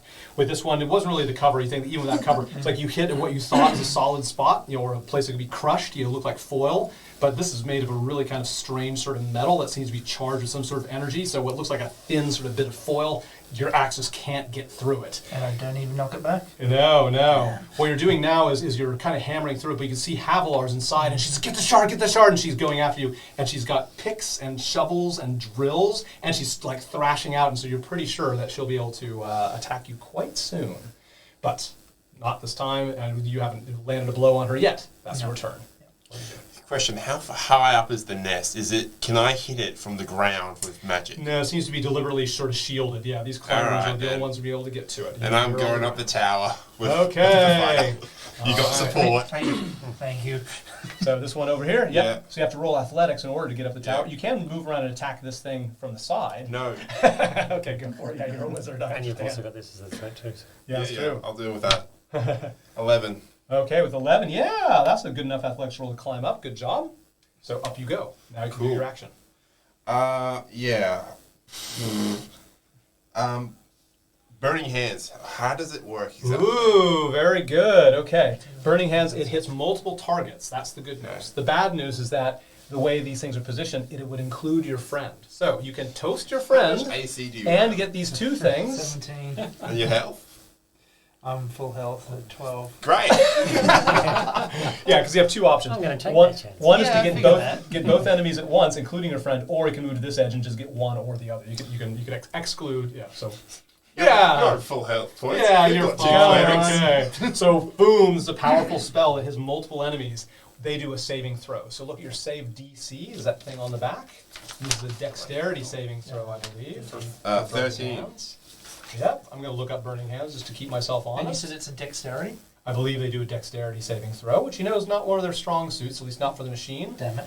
Yep, yes, a dexterity saving throw. Oh yes, maybe your friend has an opinion about that too. Okay. You'll be fine. Oh, God. You roll a dexterity saving throw, and the machine rolls a dexterity saving throw. Ooh. Oh, God. That's high. That's You'll be high. fine. Okay, what Just is a your bit spell toasty. DC? Because I rolled a 12. Spell save DC is 13. So the machine takes damage. What did you roll? That's not even including the saving throw. Let's tell a story later about why you're so vulnerable to fire, but you will definitely take fire damage. And the mech itself, it jumps out of the way with an 18. It scurries out of the way and does not take damage. Oh well. Well, still. Would it scurry out the way? Or would it just come Well, keep coming its for dexterity me? saving throw just means that it's able to put up its little shields enough, so she's able to operate it. So your damage applies to both targets. Okay. The damage that you do on Burning Hands is the following. It involves d8s, I believe. No, 3d6s. So a good old-fashioned six-sided die. You can roll all three if you want to feel impressive. Add those. Do you want up. to roll it instead? No, you have to roll it. Oh, 6, 2, and 2. Oh, Okay, 6, 2, and 2 is 10 points of So that's me damage. down to 2. That's an effective spell when it. Yeah. This machine is destroyed. It melts down, or at least is wiring melts. You got your back, buddy. It's capable of reassembling, you think, but not for a while. I know what my Success, next yeah. one's going to be. You, however, you your fan of Burning Hand. The fans lick at this thing, but it puts up its shield as a. I feel like you should have thrown the gem. Your turn. Okay. Throwing what gem? I don't have it. I've got it. Was this payback The mech because thinks it's me. he left you? Okay, what are you gonna do? Okay. I'm gonna try and climb this thing again. So Good. dusting Yeah, of myself course. off. Yeah, you. Not I like can anything to do prove. this. Yeah, exactly. This is an easy climb. I'm going here, Sure. and I rolled 12 No plus, problem. You always could have done this. You just chose not to go up last time. All right, there Always you are. roll so high. That's a good Can you come and help me out? Last time Okay. I dropped 5. So, this mech thing it's not up on the. On Yeah, the it's only part way up, so you really don't have a good Can't- shot. yeah. You'd have to Okay. choose a machine, So instead. let's go with this one. Okay, that's good. Clear line of sight, and we're gonna try and shoot it down. You can roll a 4 as He's well. gonna Mike. push Oh me in front yeah, of that's Yep, you can roll a 4, that's 15 right. You can roll a D4 on top of plus that. 7. Yep. That's plenty. Should Plenty, be, yeah, that's fine. Sometimes you just do that. Like we all know it's plenty. You hit it, now do your damage. Okay, so the 8, thank you. Plus 3. So 8 plus 3, that's 11. 11 is enough to take it out entirely. Very well done. Very good shot. It is no longer a threat, and that's the whole idea. Stay alive while the climbers do their thing. Speaking of which. Okay, so you're a little bit behind your Dragonborn companion. You're doing an athletics check. Let's see if you can do this. Now, is there a story you can tell from your character sheet or a fact about the world that you think, would give you a little +1 on this? I'm pissed off now and I need to get it moving. Yeah. Determination roll. I think that's good, but is there anything else about your character? I think any character would be pissed off. Anything specific, special about you, or something you've noticed in the world? So your background or something I've made? I owe it. I owe it to people. Oh, okay, yeah. So this is it. Now you're figuring out your characters may be very competitive. Like, oh, my sense of duty kicks in, or my competition to catch up with the soldier. So yeah, it's good. Responsibility. What I encourage you, yeah, exactly. Oh, good. It's one of your bonds. That's another great thing to cite. Yeah, you see how those bonds, ideals, and flaws. Okay, I'll give you a +1 on that. You're the first one to mention bonds, ideals, and flaws. I'll give you a +2 on this. You have a responsibility that kicks in. So do that and add a +2 to everything. So you can make it high enough. Come on. That's better. Give me the total. Yes. 11 plus 2. 13. Yeah, you make good progress. As a matter of fact, if you tell me the whole total again, sorry, what was the whole total? 13. Okay. Yeah, give me a second. So I'm looking for Am I rolling my athletics on top of that? Yep, yeah, your athletics on So top. another 5. So 18. Oh, 18. 18, Yes. yes. You exceed the target by 5, which is great. So first of all, you could make 1, 2, 3 steps. However, your companion here would be left behind. You can grab the hand or the belt of the Dragonborn, and both of you can end up side by side here. So either you can be 2 ahead of the Dragonborn, or you can sacrifice some of your progress to drag the Dragonborn up with you. I'll do that. Okay, Yeah, so 10. 1, Okay. 2, and 3. Yeah. Now you're paired up. Yeah. By doing that, it's far enough that now you are on the beam itself, so you're able to finally get there. So now you can walk across this beam. It's a little bit of a balance, but that's fine. You'll definitely be able to get into the next turn. So next turn, you'll be able to attack what's in there. Now that you've got some height, yeah, you can see what is inside there. Give me a moment. Yeah. So yeah, you see that it is a bunch of flashing lights. And it's like obviously some sort of security system's been activated that BB is trying to shut down. You see it surging with power, and you just see that it's got like little flamethrowers and little sort of zappy things in there. So as you go in there, it's going to still try to attack you with the same kind of stuff that happens here, but it's very concentrated. As just a machine, though, you're confident that if you get in there and use your weapons and things, you'll start blasting it. But there's this ominous ticking sound from in there as well, and you could hear it almost sounds like it's getting more dire. You're not sure what's going to happen when that countdown ends. Next turn, get ready to attack. You've successfully gotten the top. Good job.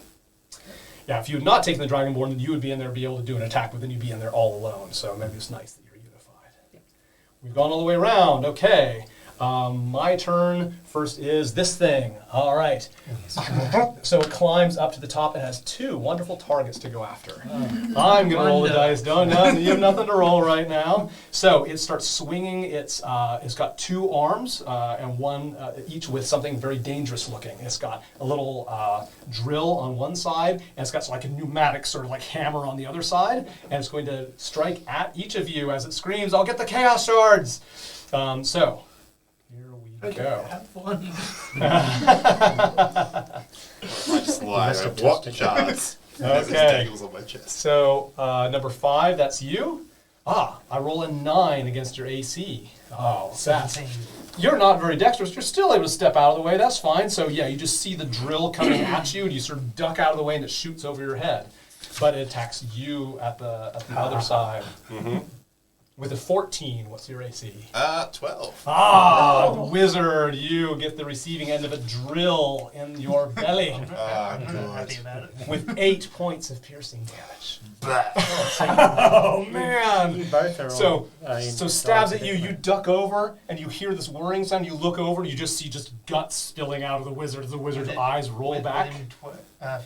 Yeah. spinning around. And the wizard is down and is now would be doing death saving throws. Remember, this person needs healing, and the kobolds are freaking out, but they're not going to be able to necessarily get any help. He's not to help. So every time it comes around him, he's going to do a death saving throw, and after a couple, he's in dire danger of being dead, like new character dead. Okay, there you go, wizard. That's face to face with the mech for you. Now, these machines are going to go for it again. So we have a few that are reforming. We have those are taken care of. So player number 2. So where are you, number 2 on the board? Oh, you're climbing. Okay, so that one, yeah, that one's not going to go for you. It'll go for whoever's closest, obviously. Player number 3. Player number 1 is not going to problem. Yes, thank you for forming. Very good. Player number 3. Okay, this machine over here is going to go for you, the yellow one. And let's see if it's drugs. No, it's not drugs. A lot of trouble. Yeah, that made my mistake. It should have been the same target each time, so I don't know how it is. But you've got a blast of flame coming at you. You have a dexterity saving throw. As flame forms around you. So Do a d20. You can use your bless. Okay. Yep. Oh, that was good. Oh, that's good. 19 plus 2 plus 3. Not a problem. Good job. You were able to dodge the flames. Where's point to player number 4? Wow, 4 is the orange one here. Okay, yep. And this Right one in is gunning line. for you. Yeah, right in line. All right. All right, flames come at you. Go ahead and do a dexterity saving throw. Not your best one compared to... Now you're wishing for the drugs. Oh, it's a 3. Oh, no. Okay. Oh, wait, can I use my bless as well? Yes, you can. Oh, it's not going to make much difference. 1, no. Okay. 2 points of damage from fire. Okay. All right. That's all all right. right. That's fine. That was player number 4. Player number 5 point at you on the board. Thank you for that. So whoever hits me, can they hit the mech before? Yeah, and you know the mech is going for you, so that's your problem there. But at least a machine is not going for it. Player number 6, where are you on the board? Right next to me. That's right. Currently bleeding Okay. out. And there's machine that's this machine that you slagged off with the fire still smoking. It starts to reform right next to you. Of course, it's going for you. No, it's reforming again. Yes. How many times did you Until we You take can out tell, the- yeah, the until we conduits take are it. connecting Oh, down. Like, Yeah, yeah, get the nest. yeah. Where they You are can tell outside the that door. the power Outside the keeps door. flowing through it, and they start assembling themselves together. These are very powerful power sources in the middle here. And as you're looking at this power source, you feel this kind of dizzy, like thing is thrumming with, it doesn't even seem to be electricity or whatever else, a weird magic. You get a sense of chaos magic is operating this thing. Damn ghost. How do you feel about chaos?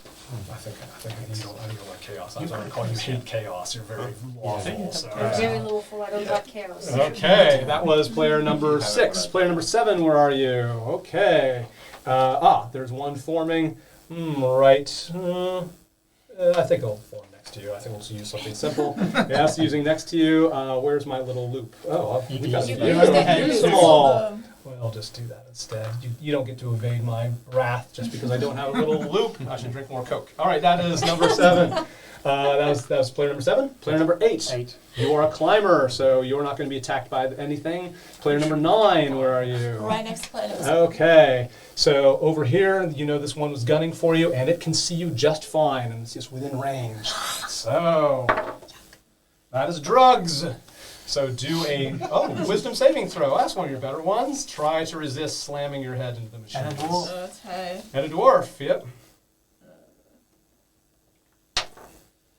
Oh, No, not very good. Nice. We don't do the math to figure that one out. You take some damage from that. You slam us for 7 points of damage. You guys need to hurry up and clog. That seems to get late. Yes, right. Well, this We're is the outside last the turn door. we We're go. outside the Yeah, door. we're good. We're I'm good. unconscious. And that was I'm close everybody. to All right. This is And we're the- going in together. This so- is where it all comes together. Okay, so. All right. We are going back to the players round because I've done things. Yeah. That thing, yeah, so that thing knows normally its turn, so now you know that it's got a turn. You can see it sort of activating, that's sort of where it is in the battle order. And you can see that it sensed you and like it's sort of aiming its little flamethrowers at you, but it can't hit you from this particular direction. You know, you need to get close, but it seems to be getting ready for something. We'll go around and we'll start with you. Can I do... Oh, no, I can't. I'll try to go fast this time, so yeah, try I was going to keep see if going. I can do, like, Healing Word on number 6. Is Healing Word one of your spells? Yeah. Oh, you've learned a different spell. That's good. Cool, cool. Healing Word works at a distance. It's less powerful than the touch spell. Yeah. But first of all, you can do it as a bonus action. So you Yeah. can do that and take an okay. action. Ooh. And it goes 60 feet. So as long as you can count 12 squares, of which I imagine you can. Yeah. Yes, go for it. So can I, I want to use my Warhammer on that thing. Yep, you can and do it. also do Healing Word on Yes, that's right. So, and clerics can learn Healing Word as well. Yours is very powerful. Healing Word- I need my D8. You're more desperate for healing than... Oh, Does, well. does, Yeah, I'm does currently healing bleeding work out. There's one He's D4 currently five five with, people? And my Or- D4. 10 damage, isn't it? 10. You. Yeah. You got And it would Just just death work. saves. So, Yeah. Okay, so... okay, does healing word revive people? Or Yes, just it can. Yeah. Yeah, they're down. So we have someone So who it is makes you down regain now. your hit points. Yes, that's No, right. him. Yeah. Yeah, okay. Okay. Me, I'm only on 2. Yeah, but being down is very bad, right? So it is your decision. It's your He's spell. got the red shard, so I'm prioritizing him. Okay, great. Okay. Give her the red shard. Throw it over. Let's go for it. Combat. Keep Should going. become target, yeah. But yeah, that part Oh, is scorched kids again. Why are you rolling a d8? For what? For... Oh, You can't go back the second Yeah. time. Not. Yep, so roll the d4 for how much you heal him. Because we're Oh, for talking how about- much I heal him? Yeah. Maybe plus your wisdom modifier. You rolled a 1, however, Wiz plus is 3. plus You get 3, 4 hit points. You are awake. Hey! Hey! They're up at And you. You hear the word of God. You've got You a hear score. preaching from over on this And corner you're here. gonna have to You may roll, saving still throw. do an attack. But you have to Yeah. roll a d20 before Back you to fall. Yeah, that's right. Yep. No- And, no death saving you're throw? number 9. Yeah. Huh? No, it just happens. Back to 4. Yep. No, you have 4. Yep. 4 hit points. Yeah. Dirty Yeah, 20? he's Okay, very good. You hit it. Roll your damage against that thing you're next to, which I'm figuring out where you're at. Yeah. Yeah, it's fine. That is a 6. Okay, yeah, this one is reforming a 6. Okay, yeah, it's let's just say it's further damage, so we'll do that, and it's reforming still. Still reforming and No, what but did they? it'll reform in a weakened state. Yeah. And besides, it can't act this turn. So on its Yeah. turn, when I went around, did I say that these things were forming? Yeah. Yeah. So, Yep. Yeah. yeah. So So that was their turn. So yeah, just it was reformed already, and you've wounded it before. it had And a the chance other to one take as it well? off. Yeah. And the other one. And that one as Yeah. well. Yeah. Do Okay. you want me to put that around there? Oh, that's Three, fine. four. No, they're all on the same. Yeah. Yeah. Okay. Good job. The primed chaos shards are red, aren't they? The ones that you've seen around the necklace, they're still dark, but when you wear them, they have little glimmers of light. Like that's what Dak noticed. That's what he's got. Yeah. So if you're wearing it, and are you wearing it? Yeah. Yours actually sparks little bits of light. It seems to be you can't figure it out right now, but All you right. seem to have activated. It doesn't glow, but it's starting little tiny glows. Run with me on this one. Okay. So, I've had a lot of people taking turns to think about something cool with this. So cool. I'm gonna use thaumaturgy. I've got an opal. I want to make it look like a chaos shard, wave it over my head and be like, "Oi, I've got it!" And Ah. get that fella Thank to you. try and run at me. Interesting. Okay, I know what to do here. So what you're doing is thaumaturgy definitely helps. Yeah, that makes it possible. And you're using deception, right? Because Yeah. you're trying to seem convinced that you are. I do. I've got a +1 to deception. Okay, roll your deception roll. So just a d20. on that? Yeah, d20. Yep. 16. Very good. 17. 17. Okay, the good news is that this is very convincing, right? It looks a lot like a chaos shard. You sound very convincing. She, Havilar, doesn't even turn her head. And at this point, you remember what happened. Like these people who are crazy in here, they seem to have a special attunement to actual chaos shards. They sense the chaos energy of the chaos shards. They can see them through rock. They can see them through metal. That's what makes them so good at mining. And this sort of puts it together now. Like your investigation is right. She's been recruited because she's got this power to see chaos shards through rock. That's why they put her into a mining machine so she can excavate to find these chaos shards. So now this enslavement basically is part of it. So unfortunately, you use your turn away to finally put some pieces of the puzzle together. Unfortunately, it doesn't affect the battle. Okay. Okay. And that you know, anything that affects battle is an action, but you can still move yourself I somewhere. figured out. It's worth a try. Worth a try. I'll stay in cover because I'm keeping the bless on all these other people. That's right, exactly. Every time you take damage, you would be having problems. Okay, now you are able to run together in. I think what I want to do, especially because I like the idea of you being unified, is we'll kind of take your 2 turns sort of out of initiative order in a sense. So the 2 of you are going to do this at the same time. Sure. So if you agree, do you both charge and make a unified front? Yeah. Okay. Last time I had 2 and 5, 7, but you also gave me a beat which we didn't count it. So can we please this time count my beat from last time? you actually. Oh, for the climbing? Oh yeah. Did I give you a beat because for you yeah. deprived me from the beat. I count. did. I didn't do that. Okay. By mistake, I know. So as you, we'll add that to your attack. So don't worry about it yet. Don't roll yet. I'm going to tell you a little story. Okay. So as you head towards the beam, as you go in, I told this thing was sort of charging up. So the first thing that happens is done what's called holding an attack. Sometimes when an enemy can't reach you, it mentally, and you can do this yourselves, I just haven't taught you this yet. So like, when my enemy gets close enough, I am going to fire, and it can happen right away. It's called using their reaction. So as you go together, gouts of bolts of electricity come out of these things that have been aiming at you, so you immediately get attacked. Each of you are going to do a reflex saving, a dexterity saving throw.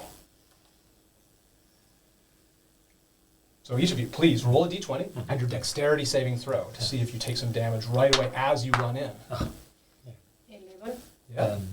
Do your math on that. Okay, now go check your neighbor. 8. Yeah. And what's your total over there for side A? 11 and 1 that I had 12. Got 5. 12, yes. 12 is enough. Oh. You dodge out of the way, but you... 5. Yeah, Fine. you, maybe it's your metal armor tracks it more, but you get fried. So, whereas you evade it, you take, just 1 point of damage. Okay, not too bad. I will take that. Another nice thing happens. As they run in, all of these machines here power down. Because the energy is now, once it goes in, like something gets triggered, and all of the energy of the entire place is now sort of concentrating in. So a number of these machines power down. Let me read how this works. I had a whole clever system for this. Give me a moment. Yeah. It does not include the neck, unfortunately. Yeah. So everybody can now target the neck. Yeah. Okay. So the good news is that a lot of you on the floor are going to be spared. The bad news is that you all in the nest, let's put yourselves here as you go in. You have the equivalent of a few things going on here. So these are machines that have powered down, and they're going to effectively be attacking you. So that was one attacked you, one attacked the other one. This is either odd or even. Odd would be you. Even, I'm afraid it goes for you. So you have to do another dexterity saving throw as it tries to hit at you. Ooh, that's good. So you got to hit the first time. The other one zaps at you. Oh, not again. You roll out of the way and evade more damage. Now you're in there, and you've effectively got kind of, imagine sort of like 3 banks of machines that you have to destroy. Okay? And the ticking is starting to get louder, and you're not sure what that means. You're in this little nest. You see BB is like knocked out and twitching on the floor. He's frothing it, and what you see that he's got that silver visor is on his head. The silver visor that you had seen him wear before, it's on his eyes, and there's smoke rising up from behind the silver visor. And he's like, I'm doing it. I'm destroying the machines. This is great. I'm a hero. I'm fantastic. I'm a god. I'm 20 feet tall. Yeah, this is great. Oh, I'm going to destroy another one. He just seems to be lost in this sort of like fantasy of him being the hero of the story, but he's doing absolutely fuck all. He's just lying on the. He's addicted to electroshock therapy. And it's all because this weird smoke is coming out from under the visor. You have to figure that out later. He's not going to be helping. So now that you're in there, you can pick, they're all equally threatening, so just pick one of the 3 chips, and it is your turn, because we've triggered it, so we'll jump over to you in a minute. What are you going to attack it with and how, or a spell, or what are you going to do to these machines that are both threatening you and seem to be the power source? Right, so I'm pretty good with fire, Mm-hmm. and I can see that one of the machines has like a little part that I can see that probably with my fire I can melt and I can destroy it. Ah, you have, right, you do have special access to Yeah. fire. And how does that fire manifest? through my mouth. Yes, Dragonborn I'm can gonna breathe fire like breathe the once fire. once per short rest. Can breathe a line of fire. That's fantastic. As a matter of fact, yeah, I think you get more than one machine. So I think there's a line weapon, as they call it, which means you can hit more than one thing. And I say to my mate, that Oh, a behind me, 15-foot go cone. behind me. Okay. Okay, okay. So you have to go right behind me, Out of the line of and I'm fire. gonna Oh, my target goodness. all three of It's a them. nest. I don't know. So, You go behind. yeah, that's right. So you're kind of going back on the beam a little Yes, bit, right? yes. It's like that. Okay, Because I great. don't want the fire to Yeah. hit you, right? Ah, and it goes in a cone. So yeah, for a cone to work properly, yeah, you both back up on the beam like I got this, and you trust you're dragging. Yeah. They're back on the beam away from this, but you're backing up. You can hit all three targets. Three of them. They all do saving throws. You have a constant, I think it's the saving throw here, the breath weapon, DC 12. So I've got a roll 12, and these things are not very dexterous, so 8, 1 fails. The next one fails, and the last one fails. I rolled below your DC.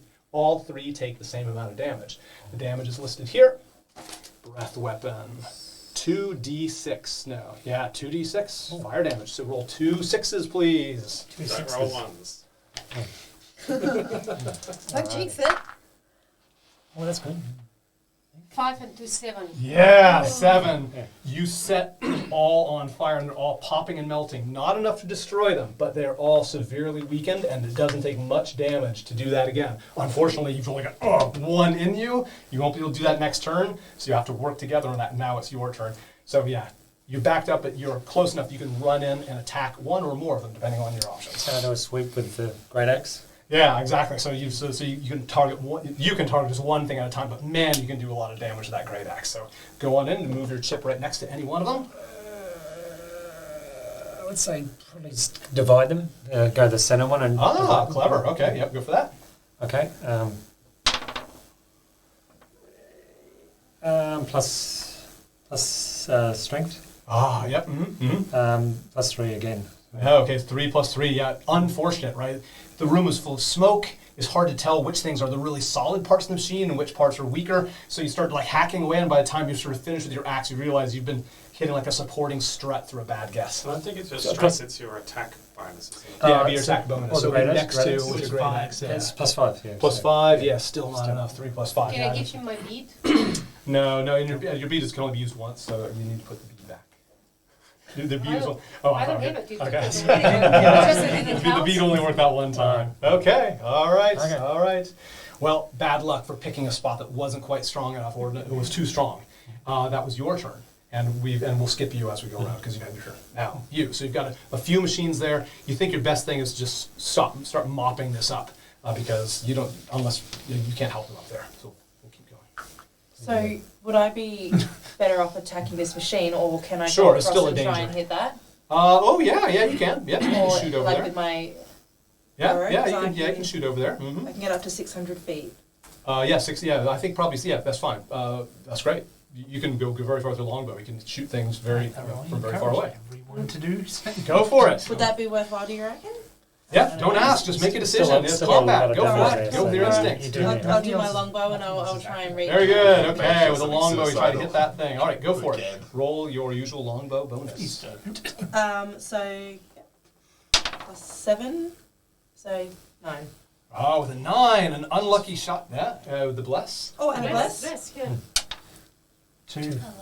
11. 11, not enough. This thing's still got armor. It's very tough. You're next. All right. From where I am on the tower, can I actually see into the nest or get those No, ones in the there's nest? like another They're- 10 or 20 feet up, Okay. so you've got a high lip. In that case, I'm going to still try and use my warhammer to keep bludgeoning this one. Okay, so yep, at least go for it. it's Yeah, little bit go for further it, go out. for it. So And I think these things won't keep regenerating too. Is a nice thing. 14 plus 4 Yeah, is good. 18. Fantastic. You roll your damage, but it's pretty much falling apart. So normally you roll your damage, but this thing Oh, gets sorry. destroyed as a result. Good job. What do you do? Well, I think I've only got one option right now. I'm going to go after that neck again. Yeah, sure. Let's see if we can do it. Go for it. Like, you could Don't- climb down and try and get away from it. I did want to try one thing before Not anything you, else, and who? not We've got that. that one as well. I wanted to raise the arm that I've got, the Okay, we gotta keep bracelet it on, moving. Keep it moving. We're to running out of see time. what I can never remember the mecha operator's name. Okay, just decide Havalar, but make a move. It's combat. Okay, then yeah, I'm just going to strike at the Go for it. Red X. Oh god, 8. Oh no, with an 8, you hack again. No, the dice are not your friend. What are you gonna do? I'm going to do, what's that spell called? Shocking Grasp. Ooh, and it's made of metal. Very good. So she has disadvantage on saving throw. Very good choice. So your spell DC is what? 13. Bloody hell, 13. So I take the lower of these two because as there's something special in the metal, like someone who's has armor on or is made of metal has a disadvantage. I have to take the lower of these two. These are things that become tactically important. So either 14 or a 6. I think you want me to take that 6 plus hardly anything because she's not very dexterous. She takes that damage, and a couple of good things happen. First of all, you get to roll damage with your Shocking Grasp. Make sure you mark off your powerful spell slot because you've used it. Yeah. No, it's a cantrip. You can do that all day. That's great. It's a cantrip. Awesome. I use the Hang on to it. dirty hands out. Yeah, good. A D8. So roll 8 for the lightning damage. Cool. 4. Okay, 4. So you do that damage, but also she can't take reactions until the start of the next turn. And because she's in this machine, it stuns her. You can see that her inside. All the shock has gone through the metal, has melted to bits, but it's also stunned her. Like her eyes are rolling back. It's like shock. And it seems like there's now a vulnerability and you have an important choice to make. But what are you guys I'd like to move, please. I'd like to get off that tower. Yeah, she can't take a free attack. You can go move yourself off the tower. You're climbing down, so athletics check off to would the help. other side to the tower. Okay, yep. Yeah, Roll an just athletics down check for there. me real quick. This is pretty easy, but let's make sure that we don't have a story about how you What? Oh, dear. Oh, wait. With the... Your old one? No. Yeah. Yeah, 0. 1. Yeah, rolling a 1. You step off and you fall. Yeah, that's cool. That tracks. Well, Real graceful. yeah, it's a 10-foot platform. That's just the way the rules are. I'm fine with it. Yeah, My it's- wizard's insane. No, 1. Hey, you land on your feet, just break your ankle a little bit. That's fine. Hey, just that- a little bruise. yeah, just a bad bruise. I'd You love to lose, just deal on the face and get a you lose nosebleed. one. You lose one hit point. After you. One hit Just point. get 4. Okay, You can take the damage. we're wrapping because this is obviously we're getting to the last round, so we'll end with these two to see if they can mop things up before anybody. Is anybody dying? Is anybody down? Anybody in great close. So. Hanging on by a thread. Because I always end by 9:30. This is about where we're at. As this happens, that Shocking Grasp has sort of popped open, like sort of doors and things start flying open. Havalar is right there. She is just a normal person, right? And either of you, without any effort, could kill her, and this would end the whole thing. But you'd be killing her. You can instead, work on, and we'll do a quick version. You can say, no, we're going to disable the mech so she can't do any harm. And it is in the hands of the two people here. Technically, I'm off the platform. It's up to you. Man. No, I'll do that. You can't get out of the moral decision. No, okay, that's true. I don't want to rewind time. You went off the platform, so okay, yeah, it's your decision. So it's, Got to decide quick. it's It's just a few it's seconds. just You can tell like these doors have flown open, but you think that once the electricity's off, of course, then they'll shut down again, and she'll still be just as dangerous as before. okay. But she'll be alive if you show mercy on her, and who knows what good that is going to do. Quick. Come on, man. Huh? Honestly, I'm going to punch her. I want to keep her alive to knock her out. Okay, all right. Oh, you're going to try to stun her? Yeah. Yeah. It's difficult to knock someone out entirely, but you can go. You could kill her easily, but here to stun her, you have to actually roll to attack. So you're going to try to use the flat of your axe. I'll give you a free attack. Go and roll a d20. Use your usual weapon bonus. Oh, come on. So you hit like a bit of metal around, like you try to hit with the flat of the axe. You don't want to kill her. But Yeah, okay, with an 8. Yeah, well, she doesn't have that much armor. She's actually have advantage because she's restrained. So roll again and take the higher of the two. That's just the rules. let's just move these ones. Yeah. And just hit That's just the rules. You get roll with advantage when you're restrained. So 9. Despite that, no, you're not able to knock her out. We'll deal with that later, okay? So as that happens, the armor starts to do the good thing. Yes, you tried. The armor starts to close up. Okay, where did we stop? We're going to you, and so we'll finish off with you, and then we've already done you, and then we'll get to a conclusion based on this situation. Okay. What are you gonna do? So, no, what's left? Is that thing. Yeah, I can try and hit that thing. I can't hit hit it with my bow, but I do have a great sword that I can use. Sure. Yep, that's right. Go roll a d20, see if you can take out that thing. Yeah, and add a +4. Thank you. So that's a 10 total. Okay, 10 is. Ooh, is that enough? I don't think that's quite enough. Are you sure it's a 10 total? So we'll check their math. No, but you No, 10 is good enough. I do have the. No, 10 is good enough. And the bless. As well. Extra bless. Yeah, and the bless. Very good. Yeah, good to remind each other of that. So I can't that's always remember +3, these things. so 13. Very good. Yes, you do. You take it out. You don't have to roll your damage on that because I know that it's very rickety. So you've taken that out. Okay. The last thing is so each of you get one last attack to take out as many of these machines as possible. You can both move into position. As you move in, that final tick happens. There's one last sort of surprise that happens. As you move in, there's some sort of boom that happens, like that ticking was some sort of release. It's like a shock wave that threatens not just to damage you, push you out. You have to each do a Constitution saving throw. So you roll your d20s each. Constitution, it's like it tries to rock you back. Thunder wave is called. Okay, 12. Yeah, I'll look at the way you have to do. Plus your constitution. Yeah, plus your constitution. Plus 2. Good. No, not that one. Oh, +4, sorry, 14. Oh, good. Yeah, 14. Yes. Saving throw, sorry. +2. Oh, plus Saving 6. Plus 6. throw. Oh, so Saving 16. throw. Sorry. 16. Yeah. Yeah, +2. Yep, good. 13. Okay. 6. 13? Yes. So it's the +2 plus. Yeah, that's right. Yeah, The math comes 16. from whether you're proficient or not, and yeah, you've just got your Constitution bonus. That's very good. You were able to resist it, so it was trying to knock you back out of the nest. Your feet both slide back a little bit, but you're not chucked out of the nest, which would have been bad. You instead take a little bit of damage. You're going to take half of this. I believe it's a D8. Okay, 3 cut in half. I drop fractions. You just take 1 point of damage each. Not a problem. And we'll sort of speed up. This is mostly taken care of, and we'll deal with the mech as well, because we're almost out of time. Please, each of you roll a quick attack bonus, each of you with your weapons. Go for it. 11. 9 plus something And else? Yeah, you plus- don't. Plus grade X. Yep, plus good. Plus what? Plus 16. Plus your Plus- weapon attack. Oh, and plus strength. So Nope, just plus it's your 5 grade if X. you So use Oh, it. just wait wait. for it to extra grade. Plus 5, so So plus, plus 5. 16. 9 and 5. Good. Yep, 14. Good. 16, Both of you 16. hit. And the good thing is that these are already wounded from the fire, so you take out a couple of those. This thing, just to wrap up this, as it strikes, you're eventually going to prevail, but as it comes back, you would take 2 more points of damage. So to give yourself 2 hit points of damage before you're able to destroy this. We've still got 1 machine, 2 machines on the board, right? So everybody in this room takes another 2 points of damage, besides not this. Huh? Puts you down? Me out. Yeah. Ah, well, we'll assume that that will stabilize you and all that. So you go down, but people stabilize you, but you're down very low, and you've come out of this fight. As this settles down, all we have to worry about is Havilar. She's still alive. You've decided to keep her alive. I think it's just going to have to. Yeah, I'd say, yeah, and you're the one here, right? I think I'm gonna carry this over. So I'm gonna think of something special with Havilar still being alive. Hello, Okay, we gotta Mercy, respect that. because you had mercy on her. Yeah. So. I could have stabbed her with a javelin. Yeah, No. well, this is good story twists.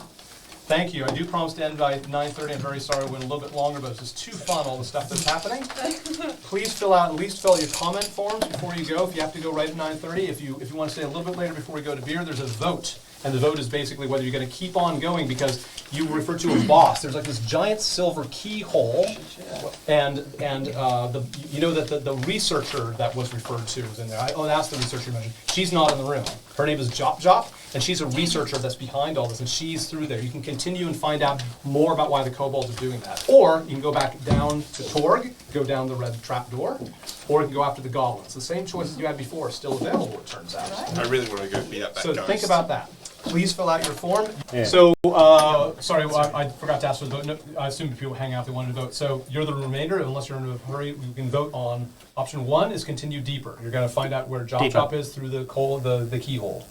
Option 2 is you're going to go back and go to Torg and try to go down the trap door. He hates you, but he's also very forgetful, so you think you'll be able to convince him that you... What do you mean he's forgetful? What's Well, he always remember he just goes back to open Default doors on orders. He seems to kind of go back to his little program, Okay. as a ghost. So it's an option. I wasn't sure It's if an that was Deeper. forgetfulness or something else. option. Yeah. Number 3 is get outside and chase down the goblins. Like the thing you debated not doing. You'd actually stop the goblin raids by going out to the fields and swinging across rivers and things like that. So it's 1, 2, or 3. 3 I for have to admit, Jop. I've lost track of who Jop is and. Jop is, so this is deeper, and so The all researcher. the same reasons you picked the kobolds here, those same reasons will maintain, because you'll learn more about the mysteries of why is the orrery important, what's with the burned eyes, Okay. why are I'll these keep chaos going down stars that path, ripening, I and all think. that. Yeah, We've gone so far. Okay, so on your, so, And we've made our so allies. hold it 1, 2, or 3 on, hold it 1, 2, or 3 now. Okay? Yeah. Kobolds. One. Kobolds, Yes. yeah. Option Yeah. one. What would you vote, to continue down kobolds? Yes. Okay, all right, Okay. unanimous, thanks very much. Excellent. Okay, and we'll, and blue Brewdog. The more we're in So, the cave, the Well, more well, we're I around can. I'll go stone. down. yep, so if you want to come to Maybe Brewdog, please hang out, we'll all walk together in just a few minutes. And it's great to have chats and all that stuff afterwards. Put 5 in. I hope you enjoyed watching us teach Dungeons & Dragons to absolute beginners. Want to know more about how we do it? Then support our nonprofit mission. Unlock extensive how-to videos and use the Courage and Chaos method yourself by using free materials that we provide. You can get all that at the link that you see here. That is tinyurl.com/teachdd, or you can click that link in the description. Of course, please like, share, and subscribe. We're going to come out with these videos every 2 weeks in this series, so I will see you again soon.